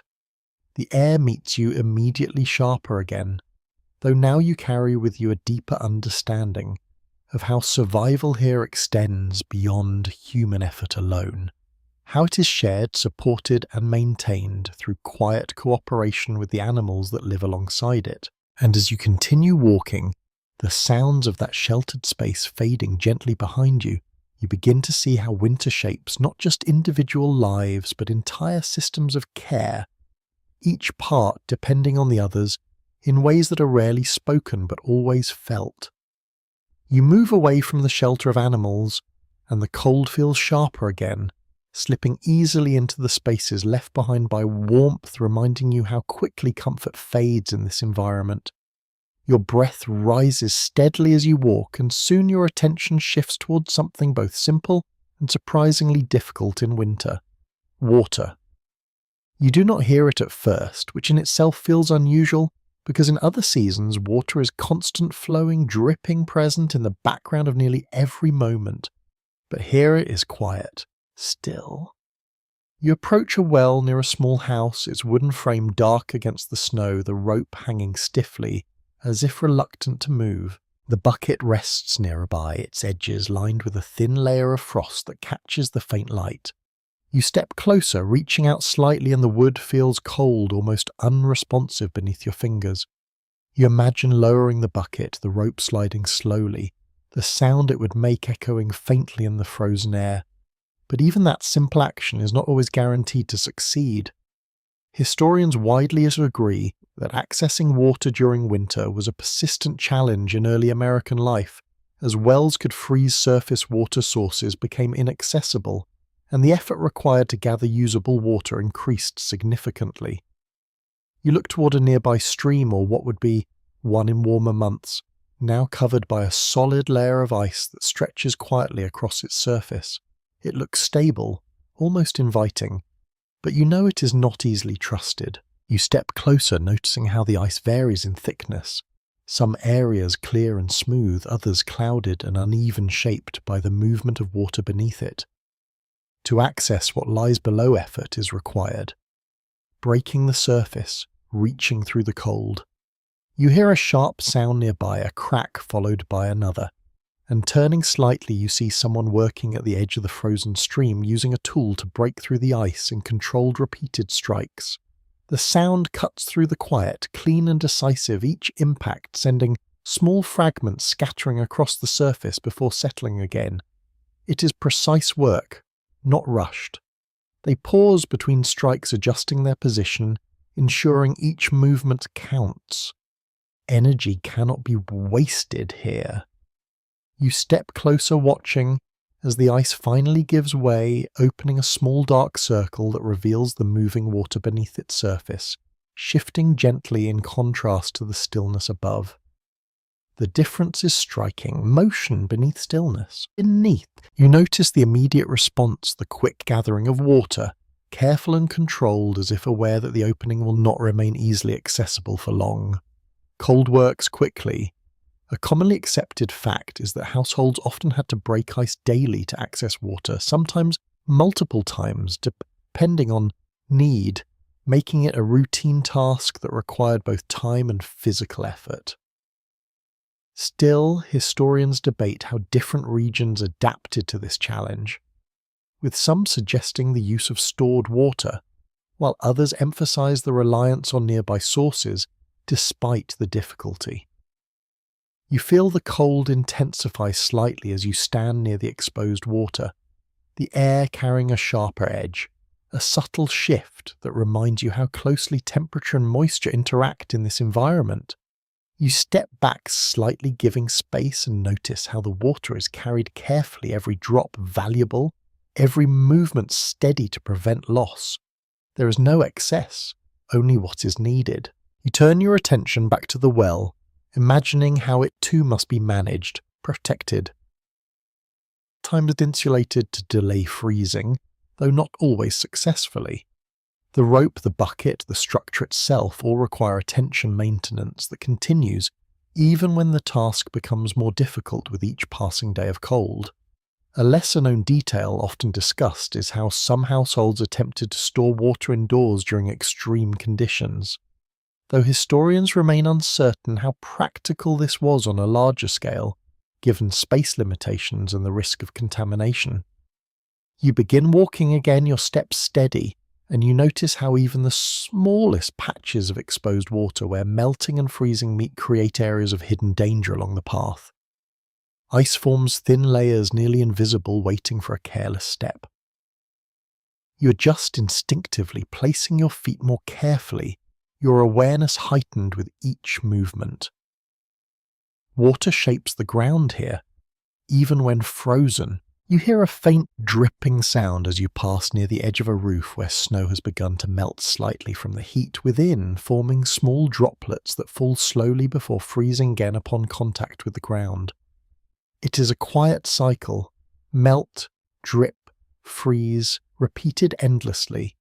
You pause for a moment, watching as another drop forms, grows heavier, then falls, disappearing into the surface below with barely a sound. It is small, but constant.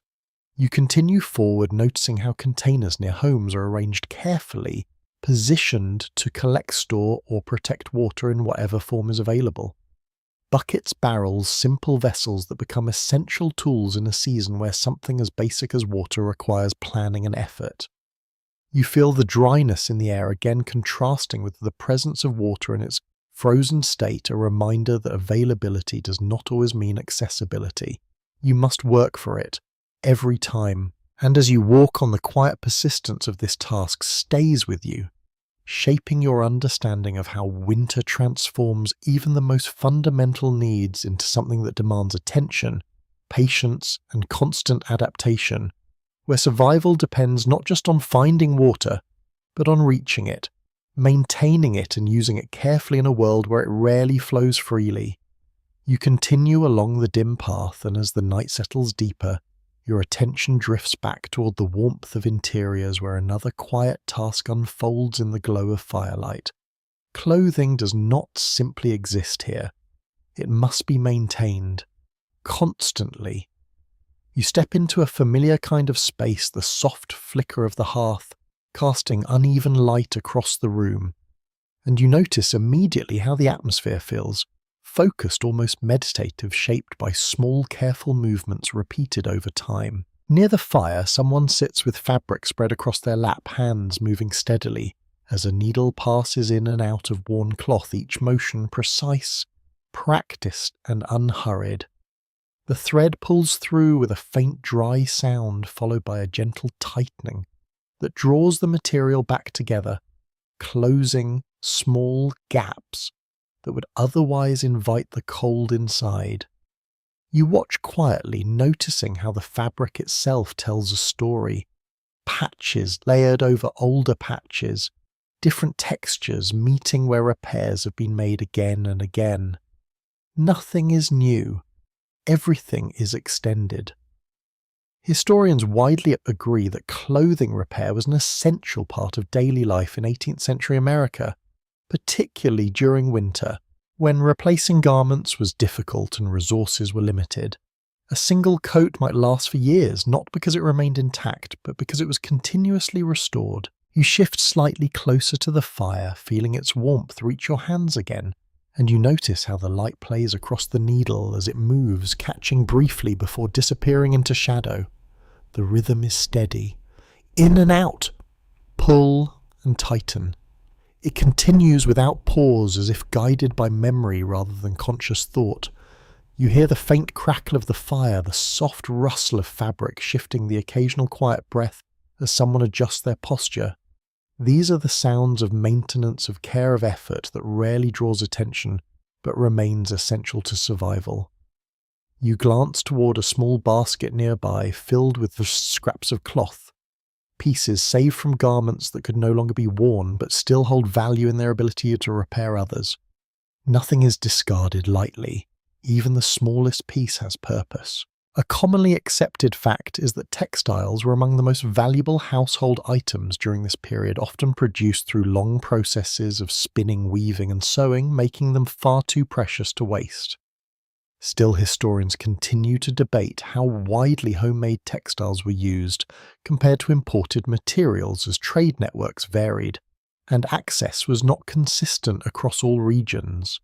You notice how the hands at work pause briefly, fingers adjusting the fabric, smoothing it before continuing, ensuring the repair holds not just for now, but for as long as possible. Strength matters, every stitch counts. You feel the quiet concentration in the room, the absence of distraction, the way attention settles fully into the task at hand. There is no rush, only continuation. You shift your gaze towards another piece of clothing hanging nearby, a coat that has been mended so many times its original form is almost hidden beneath layers of repair. It's heavier now, not just from fabric, but from time, from use, from the effort that has kept it functional through repeated winters. You can almost feel its weight without touching it. You hear a soft sound, the faint snap of thread being pulled and secured, followed by a brief pause as the work reaches a natural stopping point. The needle is set aside carefully, not dropped, not misplaced, because tools here are as important as the materials they shape. You notice how the repaired section is examined closely, fingers tracing along the seam, testing its strength, ensuring it will hold against movement, against cold, against time. It's a quiet moment of evaluation, a small success. A lesser-known detail often discussed is how some households specialized in textile skills, with certain individuals becoming particularly adept at spinning or sewing. Though historians remain uncertain how formalized these roles were within communities, as much of the work remained within the household, you sit for a moment feeling the warmth settle around you, noticing how the act of repair itself contributes to the overall sense of stability within the space. It is not just about clothing, it is about continuity, maintaining what already exists. You hear the fire shift slightly, a log settling deeper into the flames, sending a brief wave of heat outward that fades just as gently. The room responds to its small movements, adjusting to the change bodies, leaning slightly closer, then relaxing again as the balance returns. You glance towards the window, where darkness presses softly against the glass, the outside world distant but still present, waiting beyond the thin barrier of wood and cloth and effort that holds the cold at bay. You realize how much of winter life depends on these quiet tasks, the ones that do not stand out but build upon each other, creating layers of protection that allow everything else to continue. You watch as the repaired garment is folded, carefully set aside, ready to be worn again to face the cold once more with renewed strength. It is not perfect, but it is enough. And as you sit there surrounded by the soft sounds of firelight and fabric, you begin to understand that survival in this season is not built on single actions, but on countless small ones repeated, patiently maintained, consistently and carried forward without interruption, each stitch, each repair, each quiet moment contributing to the steady endurance of life in winter. You remain near the hearth, and as the quiet work settles into stillness, your attention shifts towards something that has been present in every space you have entered, yet rarely noticed on its own. The smoke. It is everywhere, not overwhelming, not suffocating, but constant, woven into the air in a way that feels almost natural once you stop resisting it. You inhale slowly and it meets you immediately. A dry, earthy scent, layered with subtle variations depending on the wood, the fire and the space itself. It clings gently to your clothes, to your skin, even to your breath. You notice how the light from the fire moves through it, catching faint traces that drift upward in slow, almost invisible currents, shaping the space in ways that are more felt than seen. The air is never entirely clear here. It cannot be. A commonly accepted historical fact is that indoor air quality in 18th century homes was often poor by modern standards due to constant exposure to smoke from open hearths and limited ventilation. Still, historians debate how much this affected daily health, as people of the time were accustomed to these conditions, and may have adapted in ways that are not fully understood. You shift slightly and the smoke responds subtly, moving with the air currents created by your motion, swirling faintly before settling again into its quiet presence. It is not static. It breathes with the room. You feel it at the back of your throat, a faint dryness that lingers but does not overwhelm, a sensation that becomes easier to ignore the longer you remain within it. Adaptation happens quickly. It has to. You glance upward toward the ceiling beams darkened by years of exposure, layers of soot, built gradually over time in each winter, adding to what is already there. The wood itself seems changed, marked by the presence of smoke in a way that cannot be reversed. The house remembers. You notice how surfaces throughout the room carry the same subtle trace of faint dullness, where smoke has settled, softening edges, blending textures, creating a consistency that ties everything together. It is not clean, but it is familiar. You hear the fire shift again, a small pop followed by a gentle crackle, and with it a slightly thicker curl of smoke rises briefly before being drawn upward, disappearing into the chimney above. The system is simple but not perfect. Some smoke always escapes. It lingers. You move your hand slightly through the air, not touching anything, but feeling the space, noticing how the warmth and smoke combine to create an atmosphere that feels both protective and heavy at the same time. It is a balance. Always. A lesser-known detail often discussed is how chimneys and hearth designs varied widely during this period, with some more efficient than others at directing smoke outward, though historians remain uncertain how consistently these improvements were adopted across different regions. You notice how clothing near the fire carries the scent more strongly, especially items that have been drying or worn repeatedly indoors. Wool absorbs it deeply, holding onto the smell in a way that becomes part of the garment itself. You can imagine stepping outside later, the scent following you, a subtle reminder of where you have been. Smoke does not stay behind. You hear a quiet cough from somewhere in the room, brief and controlled, followed by a small pause before normal rhythm resumes. It is not alarming, but it is familiar, a response to the air that surrounds you. You shift your position slightly, moving just enough to feel how the air changes. Depending on where you sit closer to the fire, the warmth is stronger, but so is the smoke farther away. The air clears slightly, but the cold returns more quickly. Every position is a trade-off. You begin to understand how people here adjust constantly, not consciously but through experience, finding the balance that works for them in each moment, shifting slightly, leaning forward, turning away, all small movements that maintain comfort without ever fully achieving it. You glance toward the door where a faint line of cooler air seeps in along the edges, carrying with it a hint of freshness that contrasts with the heavier interior atmosphere. It is subtle, but noticeable, a reminder of the outside world pressing gently against the boundary of this space. You feel the difference immediately, a slight clearing. Then it fades. The door remains closed. You notice how the smoke softens the light in the room, diffusing it just enough to create a gentle haze, reducing sharpness, blending shadows into a more gradual transition. It changes how everything looks and how it feels. You take a slow breath again, more accustomed now, the scent no longer surprising, just present part of the environment, in the same way as the cold outside or the warmth of the fire. It is not separate from life here. It is embedded within it.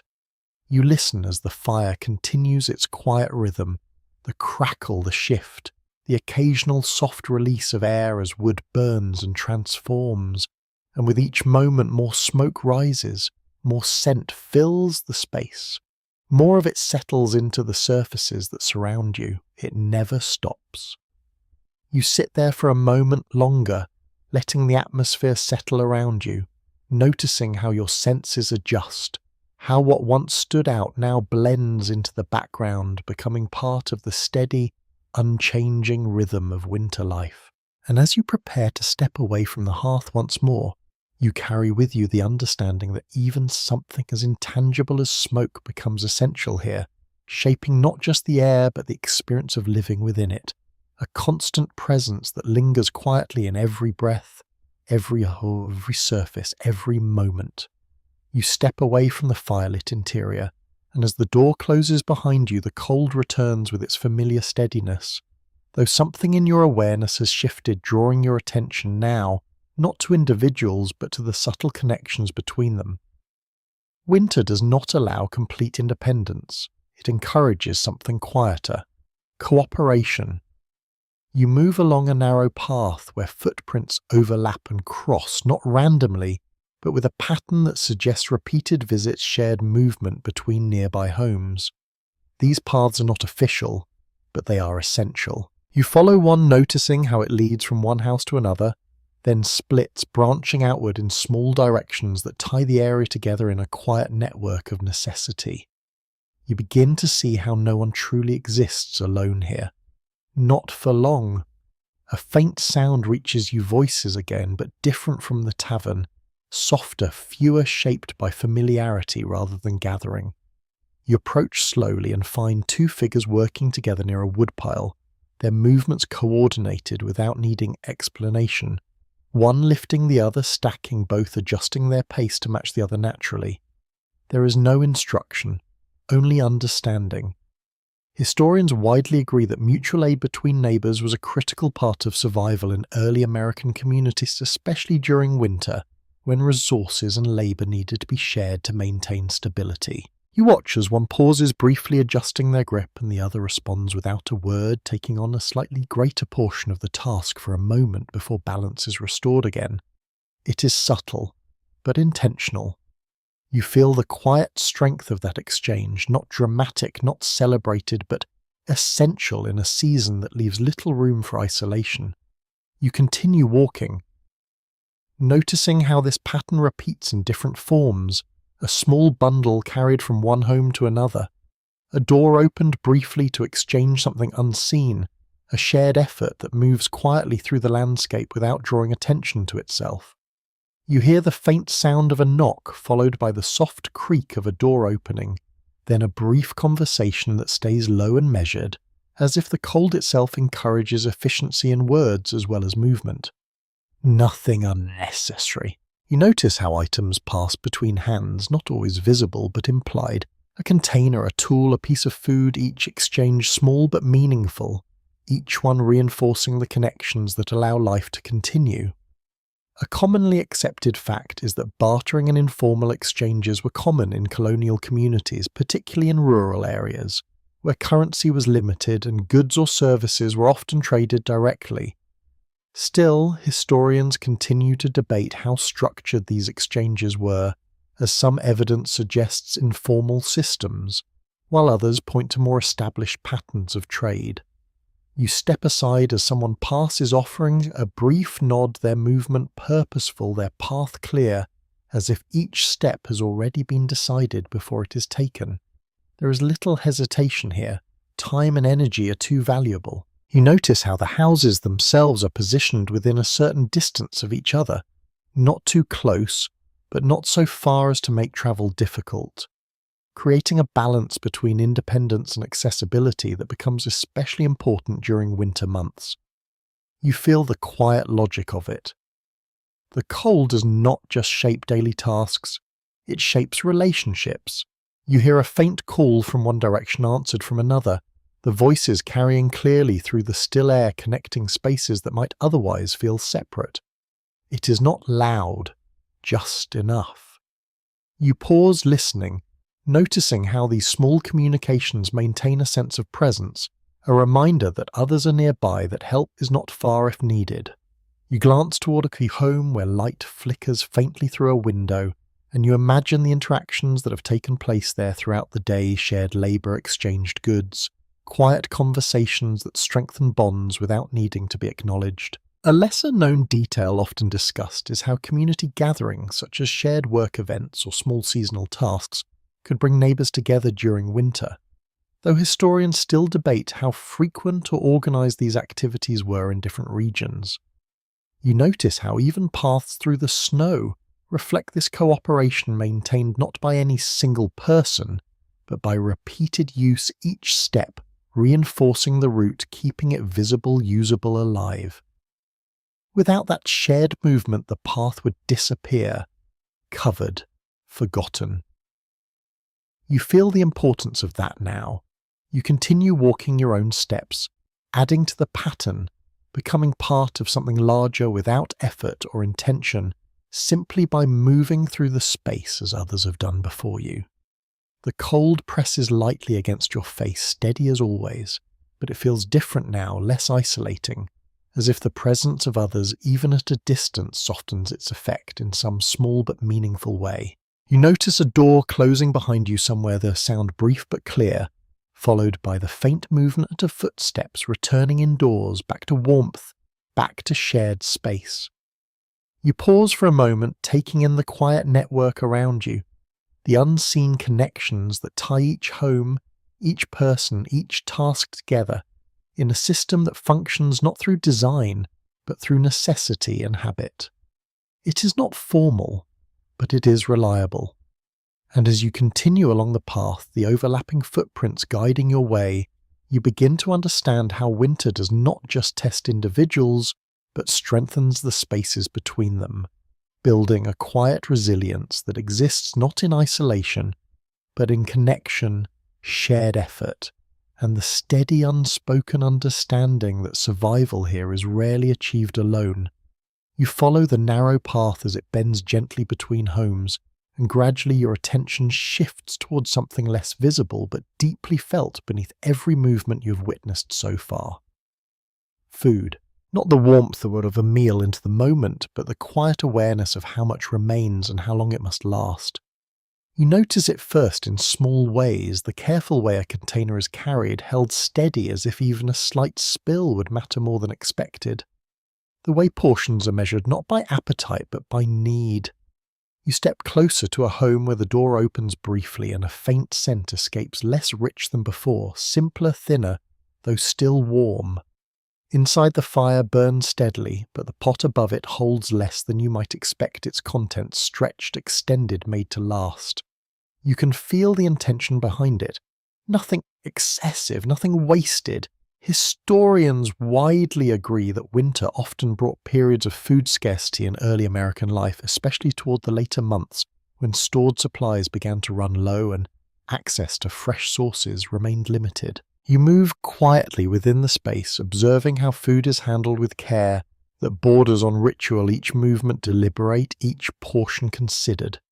A piece of bread is cut slowly, evenly, ensuring fairness and efficiency at the same time. You hear the faint scrape of knife against crust, followed by a pause, as the slice is examined, then divided further if needed. It is precise, controlled. You notice how the meal itself reflects this restraint. A thinner stew, fewer visible ingredients though, still prepared with care to maintain warmth and nourishment. It is not about abundance, it is about continuation. You sit for a moment watching as the food is distributed, hands receiving portions without hesitation, without complaint, though you sense the quiet awareness behind each acceptance. This is enough, it must be. A commonly accepted fact is that many households relied heavily on preserved foods during winter, including salted meats, dried grains and root vegetables stored from previous harvests, though these supplies could diminish significantly before spring arrived. Still, historians continue to debate how consistently shortages affected different communities as access varied based on location, harvest, success, and trade connections. You notice a small container near the hearth, opened carefully, its contents measured out in small amounts, something stored, something valuable, perhaps the last of a particular ingredient saved for as long as possible. It is used sparingly. Every use considered. You hear the soft sound of a lid being replaced, sealing what remains, protecting it for another day. You feel the quiet weight of that decision. Not today. Save it. You glance toward a shelf where several items are arranged neatly, though fewer than you might expect, each one placed with intention, spaced slightly apart, as if to avoid the impression of emptiness while still acknowledging it. It is subtle, but noticeable. A lesser-known detail often discussed is how some households developed creative ways to stretch food supplies, combining ingredients in new ways, or reducing portion sizes gradually over time. Though historians remain uncertain how widespread these adaptations were, or how effective they proved across different regions. You shift slightly, noticing how conversation around the meal remains calm, though quieter than in times of greater abundance. Words fewer, pauses longer, as if energy is being conserved even in speech. It is not tense, but it is aware. You take in the smell, again still comforting though lighter, less layered. A reminder that richness comes not just from flavour, but from availability. And availability changes. You hear a faint sound outside, a distant movement, perhaps someone passing, perhaps another household managing the same quiet calculations, the same careful balance between what is used and what must be saved. You realise how this awareness extends beyond a single home, shaping the entire community in ways that are rarely spoken but always understood. You feel the warmth of the fire again, steady and reliable, though now it seems tied more closely to the idea of sustenance, both in heat and in food, each supporting the other in maintaining life through the cold. You watch as the meal continues slow, unhurried, each bite taken with quiet attention, not rushed, not wasted, fully used. There is a kind of respect in it, for the food, for the effort behind it, for the time it must last. You notice how nothing remains on the surfaces once the meal is finished. Scraps gathered, containers closed, everything returned to its place with care, ready for the next use, the next calculation, the next quiet decision. Waste is not an option. You stand slowly stepping back from the space, carrying with you the understanding that winter is not just endured through warmth and work, but through careful management of what sustains life, where every small choice matters, where every portion carries weight, and where survival is shaped not by abundance but by restraint, patience, and the steady, thoughtful use of what remains.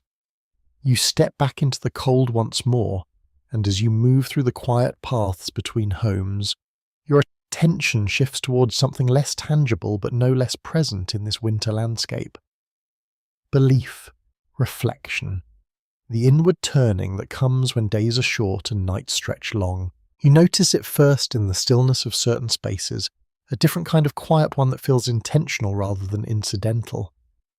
You approach a modest building set slightly apart, its structure, simple, its windows faintly lit, and as you draw closer the sound reaches you, not loud but steady voices, speaking in low measured tones that carry a rhythm unlike conversation or work. You pause just outside, sensing the atmosphere before stepping in.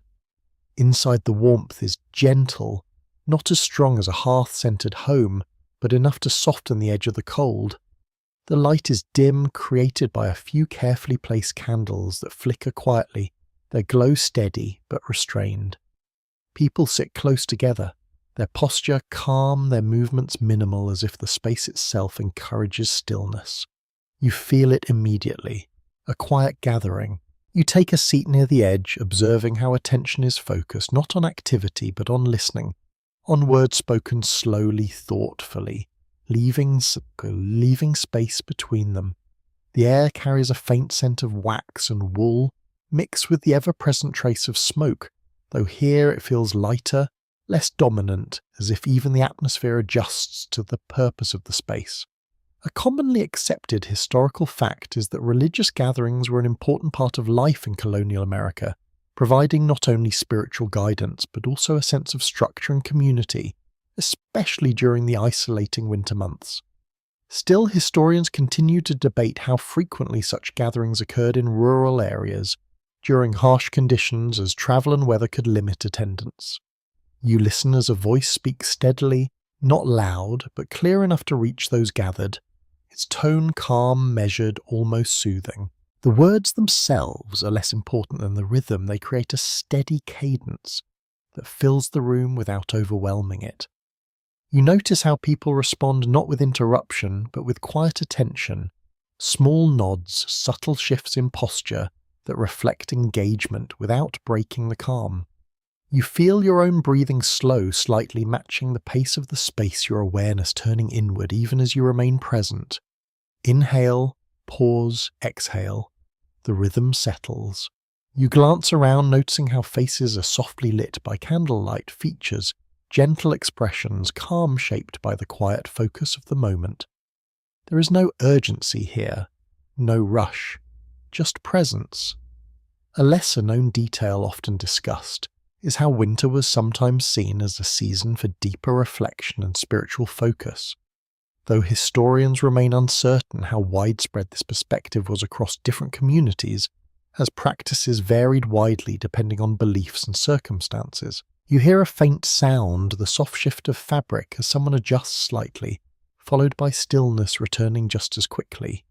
Even movement feels restrained here, as if guided by an unspoken understanding of the space. You notice how the candles flicker gently, their flames responding to subtle currents in the air, casting shadows that move slowly along the walls, creating a sense of depth that feels both calming and slightly distant. Light here is not meant to illuminate everything, only enough. You feel the warmth of the room settle around you, not strong but consistent, held together by shared presence rather than physical comfort alone. It is a different kind of warmth, one that comes from gathering. You listen as the voice continues its tone unchanged, steady and even, creating a continuity that feels grounding in a season where so much else shifts and challenges the sense of stability. You realize how spaces like this offer something beyond practical survival, a moment of pause, of reflection, of connection that does not rely on work or resources, but on shared attention and belief. You glance briefly toward the door where the cold remains just beyond, waiting unchanged, but held at a distance for now by the simple act of gathering together. You feel the contrast clearly. Inside, outside. You return your attention to the room, noticing how time feels different here, less tied to movement or task, more to the flow of thought and quiet presence. It stretches gently without pressure. You hear the voice come to a natural pause, followed by a moment of silence that is not empty but full, held collectively by those present without the need to fill it immediately. It lingers. Then soft movement resumes, small, careful, as people begin to shift, preparing to leave though, without breaking the calm that has settled over the space.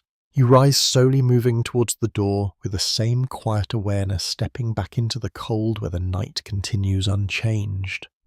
And as you walk away, the sound of those steady, measured voices fades gently behind you, leaving you with the understanding that winter does not only shape the body and the work of daily life, but also the mind, creating space for reflection, for belief, and for moments of stillness that offer a different kind of endurance. one that carries quietly through the cold. You step back into the open night, and as the quiet settles around you, once again your awareness shifts toward how time is filled when work slows and darkness stretches longer than the day itself. Evenings in winter are not empty, they are simply quieter. You follow the faint glow from another home, its window flickering gently, and as you step inside, the atmosphere feels familiar yet subtly different. Less focused on necessity, more on passing time in a way that feels steady and contained. The fire burns low but constant, its light soft and uneven, casting long gentle shadows that move across the walls with each small shift of flame. People sit close together, not working with urgency now, but not idle, either their hands still engaged in small motions, turning objects, adjusting fabric, holding tools that move without haste. You notice how conversation unfolds here, not in bursts, but in a slow flowing rhythm, voices rising and falling gently, leaving space between words as if silence itself is part of the exchange. You listen closely, catching fragments of stories, memories shared in pieces, events recalled not for excitement but for continuity, for the simple act of remembering together. It feels unhurried, comfortable. A commonly accepted fact is that storytelling was a key form of entertainment during this period, especially in winter months when outdoor activity was limited and evenings were long. Stories carried knowledge, humour and connection passed from one person to another without the need for written form. You notice how one voice takes the lead for a moment, describing something that draws quiet attention, not with dramatic gestures but with steady detail, allowing the listeners to follow without interruption. Faces remain calm expressions, soft, engaged, but not animated in a way that would disturb the overall stillness. You feel yourself drawn into the rhythm of it, your breathing slowing slightly, your focus narrowing to the sound of the voice and the gentle crackle of the fire beneath it.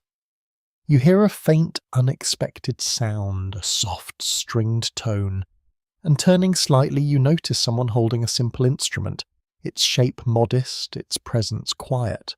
They pluck a few notes not as performance but as accompaniment, adding a layer of sound that blends into the space without demanding attention.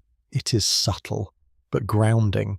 A lesser-known detail often discussed is how music, often informal and shared within households, played a role in evening life, though historians still debate how common instruments were in more rural or resource-limited settings.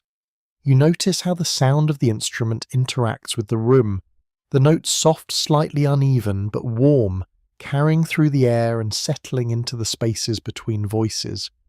It creates a gentle backdrop, one that supports rather than leads. You shift slightly, feeling the warmth of the fire against your side, and you notice how the room feels more relaxed.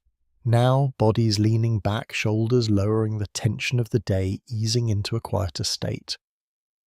This is rest, not inactivity, but a different kind of engagement. You hear a brief, soft laugh, quickly fetching, followed by a pause that feels natural rather than forced, as if the moment has been acknowledged and then allowed to settle back into calm. You notice how hands continue to move even during small tasks that do not require full attention, weaving, mending, shaping actions that fill time without disrupting the quiet flow of the evening.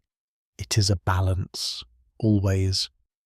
You glance toward the window where darkness presses gently against the glass, the outside world distant but still present, a quiet contrast to the warmth and light within. You feel the separation clearly. Inside time feels contained. Outside it stretches endlessly. You return your attention to the room, noticing how the fire shifts again, sending a small wave of heat outward that briefly brightens the sordid space before settling back into its steady glow. The rhythm continues. Story, sound, silence. A commonly accepted understanding is that winter evenings encourage these slower forms of interaction, where entertainment was not about distraction, but about connection, repetition, and shared presence. Still, historians debate how varied these experiences were, as some households may have had fewer resources or less time for such gatherings depending on their circumstances. You notice how the conversation gradually softens further, voices lowering, pauses, lengthening as if the evening itself is guiding the transition toward rest. The instrument falls silent, hands come to stillness, and the fire becomes the dominant sound once more, its gentle crackle filling the space without effort. You feel your own body respond, a subtle heaviness settling in, not uncomfortable but calming, as if the environment is encouraging you to slow down to release the movement of the day. You take a slow breath, letting it out gently, and for a moment everything feels aligned, the warmth, the quiet, the shared presence, all working together to create a sense of ease that is rare in a season defined by effort. You sit with it for a moment longer, then slowly begin to rise, stepping carefully so as not to disturb the stillness that has settled over the room. As you move toward the door, the sounds remain soft, the fire steady, the voices nearly gone, now replaced by the quiet that follows a day well used. And as you step back into the cold night, you carry with you the understanding that even in the longest, darkest evenings, people here find ways to fill time, not with noise, but with presence, with small acts of connection that make the quiet feel full rather than empty. You step once more into the cold, and as the night deepens, your awareness begins to settle on the quieter, often less visible work that holds everything together through the winter. You follow a familiar path toward a home, and as you enter, the atmosphere feels steady, but beneath that steadiness is a constant motion that rarely pauses. It becomes clear quickly where your attention is drawn, not to the fire, not to the table, but to the hands that move between them. Women's work fills this space, though it does not announce itself. It simply continues. You notice it in the way tasks overlap, one action flowing into another, without clear beginning or end, as if the entire day is a single extended motion shaped by necessity and experience. A pot is adjusted over the fire while fabric is folded nearby, and at the same time something else is being prepared, measured, arranged with quiet precision. Nothing waits, everything moves together. Historians widely agree that women in colonial America carried a significant portion of domestic labour, particularly during winter, when indoor tasks expanded and required constant attention to maintain household stability. You see that reality here not as a single role, but as a series of responsibilities that blend seamlessly. Cooking, mending, managing supplies, tending to others, each task shifting into the next without pause.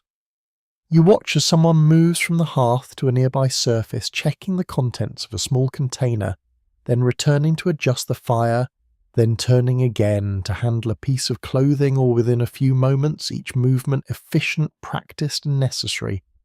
There is no wasted motion. You hear the soft sounds that accompany this rhythm, the faint clink of a utensil, the rustle of fabric, the quiet scrape of wood against wood as something is set down or moved aside. These sounds do not interrupt the space, they define it. You notice how the warmth of the fire extends outward, but the work does not remain fixed in one place. It moves with purpose, crossing the room, returning, adjusting, always in motion. You feel the steadiness of it, the consistency that allows everything else to function.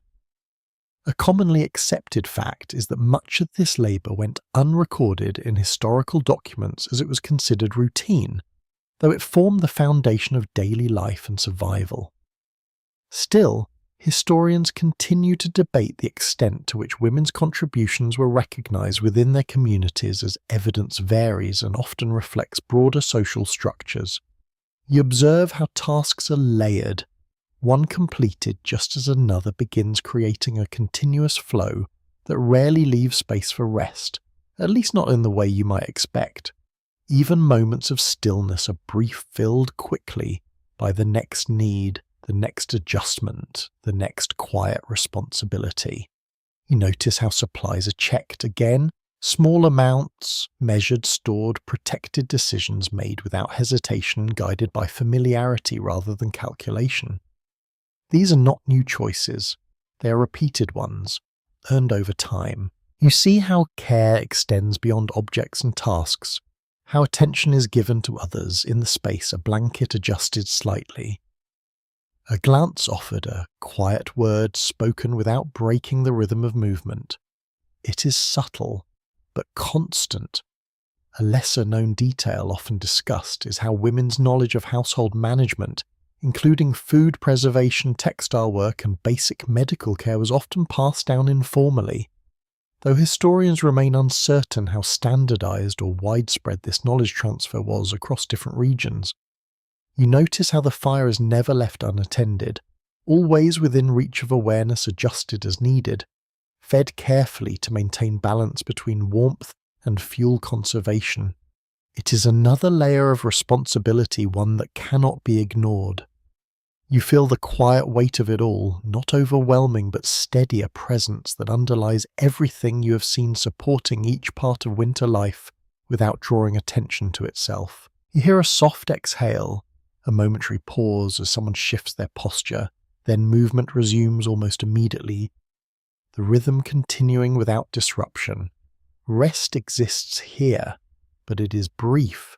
You glance toward the edges of the room, noticing how everything is arranged with intention, tools placed where they are needed, materials kept within reach, the space itself organized to support this continuous flow of activity. Nothing is random, everything serves a purpose. You feel the calm of it, not because it is easy, but because it is familiar. Repeated enough times to become second nature, a rhythm that does not need to be questioned, only followed. You step back slightly, careful not to interrupt the movement, and as you do, you realize how much of winter survival depends on this quiet, constant labor work that does not pause, that does not draw attention, but that sustains everything else. And as you move toward the door once more, the warmth lingering just long enough before the cold returns, you carry with you the understanding that beneath every visible part of winter life lies this steady, continuous effort, shaping each day in ways that are rarely spoken but always present. You step back into the night, and for a moment, everything feels wider than before. The spaces between homes stretching out in quiet stillness, the paths less defined as fresh snow begins to soften their edges. The sounds you have come to expect grow faint, replaced by a deeper kind of quiet that settles not just around you but within you as well. This is where winter begins to feel different, not just cold, but distant. You walk slowly, your footsteps the only consistent sound, and even they seem to fade quickly into the snow behind you, leaving little trace of where you have been. The sky above is darker now, the faint light of earlier gone, replaced by a still heavy night that feels both calm and expansive. You look ahead, and for a moment there is nothing. No movement, no voices, just space. You feel it clearly, the isolation. It is not dramatic. It does not press in suddenly. It unfolds gradually, like a quiet realization that grows stronger the longer you remain within it. Historians widely agree that winter isolation was a significant part of life in rural early America, especially for households located farther from central communities where travel became difficult and interaction less frequent. You begin to understand how that distance feels, not just physically, but mentally, the way silence stretches, the way time slows when there are fewer interruptions to mark its passage. You pause for a moment, listening, but there is little to hear, only the faint movement of wind across the open land, a soft, steady presence that does not break the quiet so much as shape it. You notice how your thoughts become more noticeable in this space, how the absence of external sound allows them to rise more clearly, filling the silence in a way that feels both natural and slightly unfamiliar. You shift your weight, the snow compressing beneath your boots with a soft, muted sound, and even that small movement feels significant in the stillness. You realize how much of daily life depends on interaction, on shared presence, on the subtle reassurance that others are nearby. Without it, the world feels different, larger, and somehow more distant at the same time. A commonly accepted fact is that long winter periods could affect mood and mental well-being, though the language used to describe such experiences at the time was different from modern understanding. Still, historians continue to debate how individuals perceived and managed these feelings, as personal accounts vary and often lack direct descriptions of emotional states. You begin walking again, your pace slower now, not from fatigue but from a kind of quiet awareness that settles into your movements.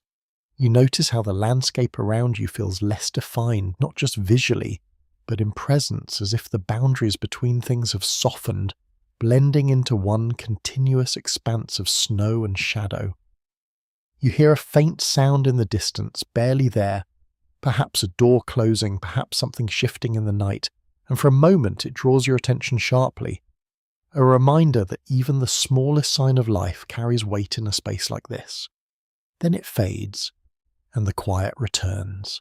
You continue forward, your breath steady, visible in the cold air, the rhythm of it grounding you as everything else remains still.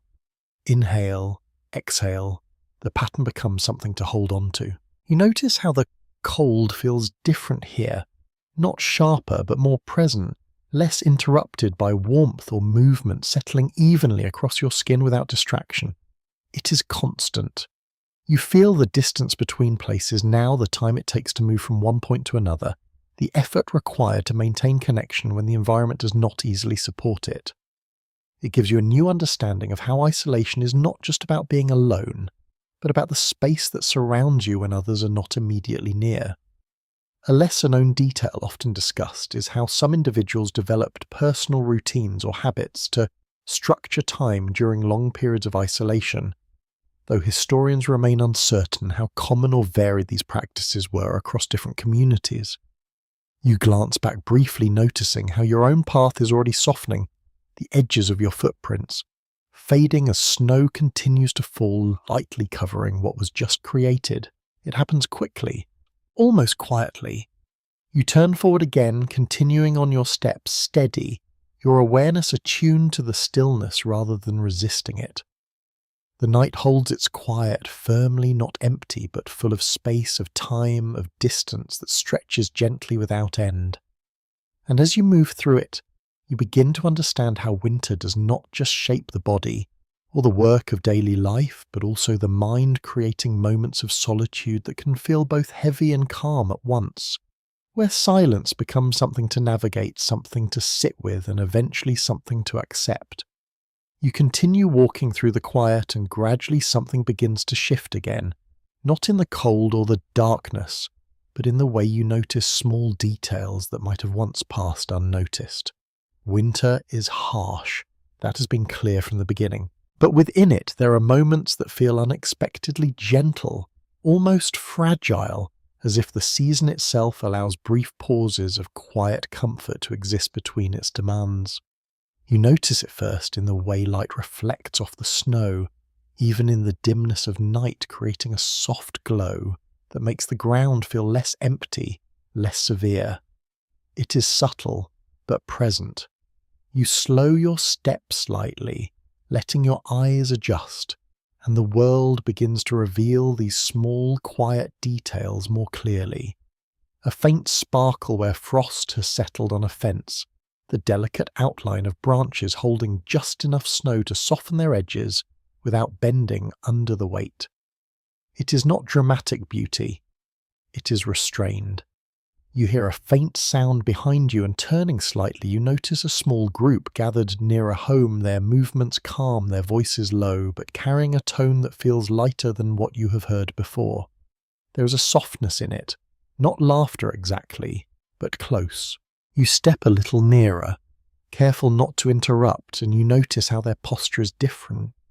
Less rigid shoulders, relaxed movements, slower not from fatigue but from ease. A small moment, shared. Historians widely agree that even in difficult conditions, people found ways to create moments of enjoyment or comfort, whether through simple gatherings, shared stories, or small, seasonal activities that brought a sense of relief from daily strain. You see that here not as an event, but as a pause, a break in the steady rhythm of survival that allows something lighter to surface.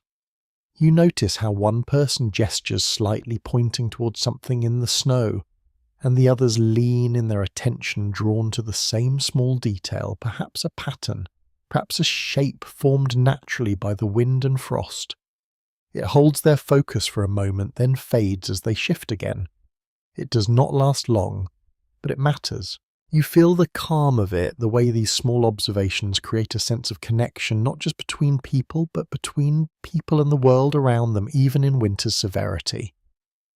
A commonly accepted fact is that seasonal changes, even subtle ones, were often noted closely in pre-modern life, as they carried important signals about time, weather, and the eventual return of warmer conditions. Still, historians continue to debate how much emotional significance people attach to these small observations, as written records tend to focus more on practical concerns than personal reflection. You continue walking your attention now, more attuned to these quieter elements, noticing how the snow beneath your feet feels slightly different in certain places, softer where it has recently fallen, firmer where it has been compressed and frozen again. You hear the difference in sound, a softer crunch, then a sharper one. You notice how your breath catches the faintest hint of something warmer as you pass near a home, the scent of food, a fire of life continuing inside. And for a moment it creates a sense of comfort that extends beyond the walls themselves. It reaches you. You feel it.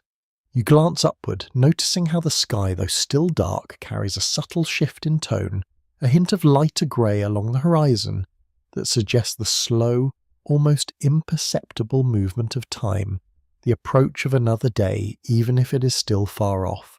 It reminds you that winter, for all its persistence, is not endless. It moves, slowly, but steadily. A lesser-known detail often discussed is how people sometimes marked time in winter through these subtle changes, the lengthening of daylight by small increments, though historians remain uncertain how consciously this was observed in daily life. You pause for a moment, standing still, allowing the quiet around you to settle again, but now it feels different, less heavy, more balanced, as if these small moments of calm and observation have softened its edges. You take a slow breath, the cold air filling your lungs clear and sharp but not uncomfortable, just present. You notice how your own pace has changed, less hurried, more reflective. Your steps guided not just by direction but by awareness of what's around you. The night continues, the cold remains, but something within the experience feels lighter, as if the weight of winter has been briefly lifted, not removed, but eased just enough to remind you that even in the harshest conditions there are moments of quiet comfort, small, fleeting but real. And as you begin to walk again, the faint sounds of that distant group fading behind you, you carry with you the understanding that survival here is not only about enduring hardship, but also about recognizing these small, gentle pauses, the brief instances where the world feels balanced again, even if only for a moment. You continue forward, and as the night stretches on, something subtle begins to shift once more, not in a way that announces itself, but in small, almost imperceptible changes that you only notice because you have learned to pay attention. Winter still holds the land firmly, but there are hints, quiet and restrained, that it will not last forever. You notice it first in the air, not warmer exactly, but slightly different, less sharp at the edges, as if the cold has softened just enough to feel less absolute. It is faint, easy to miss. You walk slowly, your step steady, and your gaze moves across the landscape with a new kind of awareness, searching without urgency, simply observing. The snow still covers everything, but in certain places it appears thinner, more uneven, as if it has shifted, settled, or begun to give way in small, quiet patches. You pause, looking more closely, and notice a darker line near the base of a fence where the snow has receded just enough to reveal the ground beneath. It is not much, but it is something. Historians widely agree that the transition from winter to spring in early America was gradual and often difficult to define, marked not by a single moment, but by a series of small changes that unfolded over time.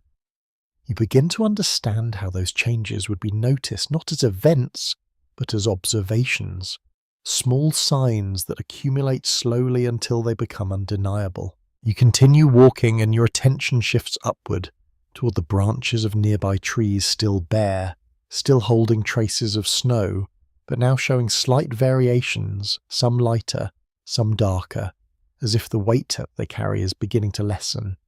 A small clump falls breaking away and landing softly below.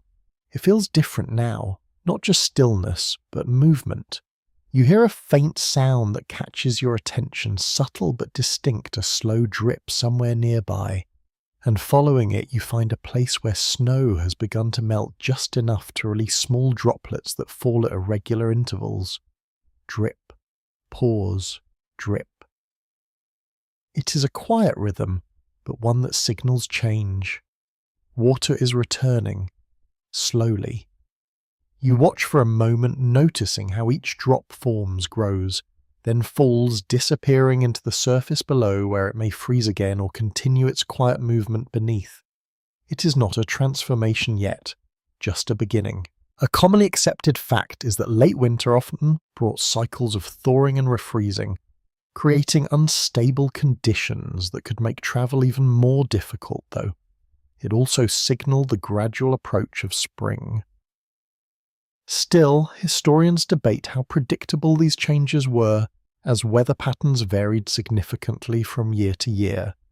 You step carefully as you move forward, noticing how the ground beneath your feet feels slightly different in certain areas, less rigid, more responsive, though still mostly frozen. It creates a subtle variation in your steps, a reminder that the surface is no longer entirely fixed. You adjust without thinking. You notice how the air carries a faint hint of moisture, now barely there, but distinct from the dry. Cold you have felt before. It is not warmth, but it is change. You take a slow breath, letting it settle, and for a moment, the sensation feels almost unfamiliar after so long in the steady presence of winter's sharpness. You glance toward the horizon where the sky holds a slightly lighter tone. Even at this hour, a subtle shift that suggests the days are lengthening, though only by small increments that might easily go unnoticed without careful observation. Time is moving. You hear a distant sound, softer than before, less carried by the cold air. Perhaps the faint movement of water beneath ice or the quiet stirring of something returning to activity. It is difficult to place, but it feels different. A lesser-known detail often discussed is how people in this period often relied on environmental cues to anticipate seasonal changes, though historians remain uncertain how consistently these signs were interpreted or acted upon across different communities. You continue walking your pace steady, your awareness heightened not by urgency, but by curiosity, noticing how each small variation contributes to a larger sense of transition that is still forming, still incomplete, but undeniably present. You feel the cold again, still strong, still shaping every movement, but now it feels less permanent, as if its hold, though firm, is not unbreakable. You notice your own response to this shift, a subtle lightness, not in temperature, but in perception, as if the weight of winter has eased just slightly enough to be felt, even if not fully understood. You take another step, then another, your path continuing forward as the landscape remains quiet but no longer entirely still, carrying within it the earliest signs of change that will in time reshape everything. And as you move through this moment, you begin to understand how winter does not end all at once, but slowly releases its hold, allowing small signs of something new to appear quietly, patiently, and without needing to announce themselves. You continue forward, and as the quiet signs of change settle gently into the landscape, your awareness begins to widen, gathering everything you have experienced into a single steady understanding. Winter here has not been one thing. It has been many. Cold, yes, but also rhythm, effort, connection, and quiet endurance woven together in ways that are not always visible at first. You walk slowly, your steps measured, your breath steady in the cold air, and you begin to see how each small detail you've noticed, the firelight, the layered clothing, the shared work, the careful meals, the silence, the voices, all form a pattern that defines what it means to live through a season like this. It is not about resisting winter. It is about moving with it, adapting to it, allowing it to shape daily life without letting it stop it entirely. Historians widely agree that the winter of 1776 was a defining period for many early Americans, not just because of the Revolutionary War, but because of the way ordinary people continued their lives within extraordinary conditions. You have seen that now, not in dramatic moments, but in the steady continuation of small tasks repeated day after day, each one contributing to survival in quiet, essential ways. You notice how the land around you feels both familiar and different. The same snow-covered ground, the same quiet sky, but now layered with understanding, each element connected to the lives that move within it. You think of the homes, the warmth held carefully within them, the smoke that never fully leaves the hands that mend and cook and carry the animals that share space and effort, the paths that connect neighbours, even when distance tries to separate them. It all remains steady. A commonly accepted fact is that endurance rather than comfort defined much of daily life during this period, especially in winter when conditions tested both physical and emotional resilience. Still, historians continue to debate how individuals perceive these challenges, whether they saw them as burdens, as normal conditions, or as something in between. You feel that complexity now, the way hardship and routine blend together, until they are no longer separate ideas but part of the same experience. You pause for a moment, looking out across the landscape, noticing how the faint signs of change you observed earlier remain subtle, not yet transforming the world, but present enough to suggest what will come. Winter is still here, but it is not endless. You hear a distant sound, perhaps movement from a home, perhaps the quiet continuation of work, and it reminds you that life does not pause even as the season begins to shift. It continues, always. You take a slow breath, feeling the cold fill your lungs, clear and steady. And as you exhale, the cloud of your breath lingers just a moment longer before fading into the night.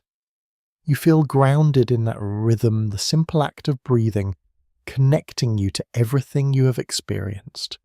Inhale, exhale. A lesser-known detail often discussed is how seasonal endurance shaped not only daily habits but also long-term resilience in early American communities. Though historians remain uncertain how consciously people recognized this influence at the time. You begin to walk again, your pace unhurried, your steps steady as the landscape stretches quietly around you, holding both the weight of winter and the promise of change within the same stillness. You feel the calm of it now, not as something imposed, but as something understood, the quiet balance between effort and rest, between isolation and connection, between hardship and the small comforts that make it bearable. You notice how the night feels softer, not warmer, but more familiar, as if you have learned how to move within it without resistance. The cold remains, the silence remains, but they no longer feel distant, they feel known. You slow your steps further, allowing the moment to stretch, the quiet to settle fully around you, and your awareness to soften along with it. The shapes of the landscape blur slightly, the edges less defined as your focus eases, and the rhythm of your breath becomes the most steady presence in the space. You feel the weight of the day, not heavy but gentle, encouraging stillness, rather than demanding it. The world continues, but more quietly now. You take another slow breath, and as you exhale, everything seems to soften just a little more. The cold less sharp, the silence more complete, the movement of your thoughts slowing to match the rhythm around you. You feel yourself settling into the space not as an observer anymore, but as part of it, moving with the same quiet continuity that has carried everything else through the winter. There is no need to rush, No need to hold on to anything. The path ahead remains, but it does not need to be followed immediately. It can wait. You let your shoulders relax slightly, your breath steady and even, your awareness drifting gently between the warmth you remember and the cold that surrounds you now, both existing together without conflict. And as the night stretches softly around you, you allow yourself to rest within it, carried by the quiet rhythm of a season that has asked much, but also given something in return, a deeper understanding of stillness, of endurance, and of the calm that can be found when everything slows just enough to be felt. The air feels softer now, or perhaps you do your thoughts moving more slowly, like the drifting snow that settles without sound, covering everything in a gentle, even layer. You imagine the warmth of the fire again, not sharply but as a distant, steady glow, something you can return to whenever needed. The sounds you heard earlier, the crackle of wood, the quiet voices, the soft movements of life all blend together now into a single calming memory that lingers without demanding attention. You feel your breathing settle into a slower rhythm, each inhale smooth, each exhale releasing a little more of the day. The cold no longer something to resist, but something to rest within. The landscape around you fades gently, not disappearing, but softening its details, blending into a quiet, steady presence that holds you without effort. You let your eyes rest, whether open or closed, it does not matter now, because the world you have moved through remains with you, calm, steady, and unhurried. And as you drift further into that stillness, the rhythm of winter continues quiet and constant, carrying you gently toward rest where nothing needs to be done and everything simply is. Sweet dreams.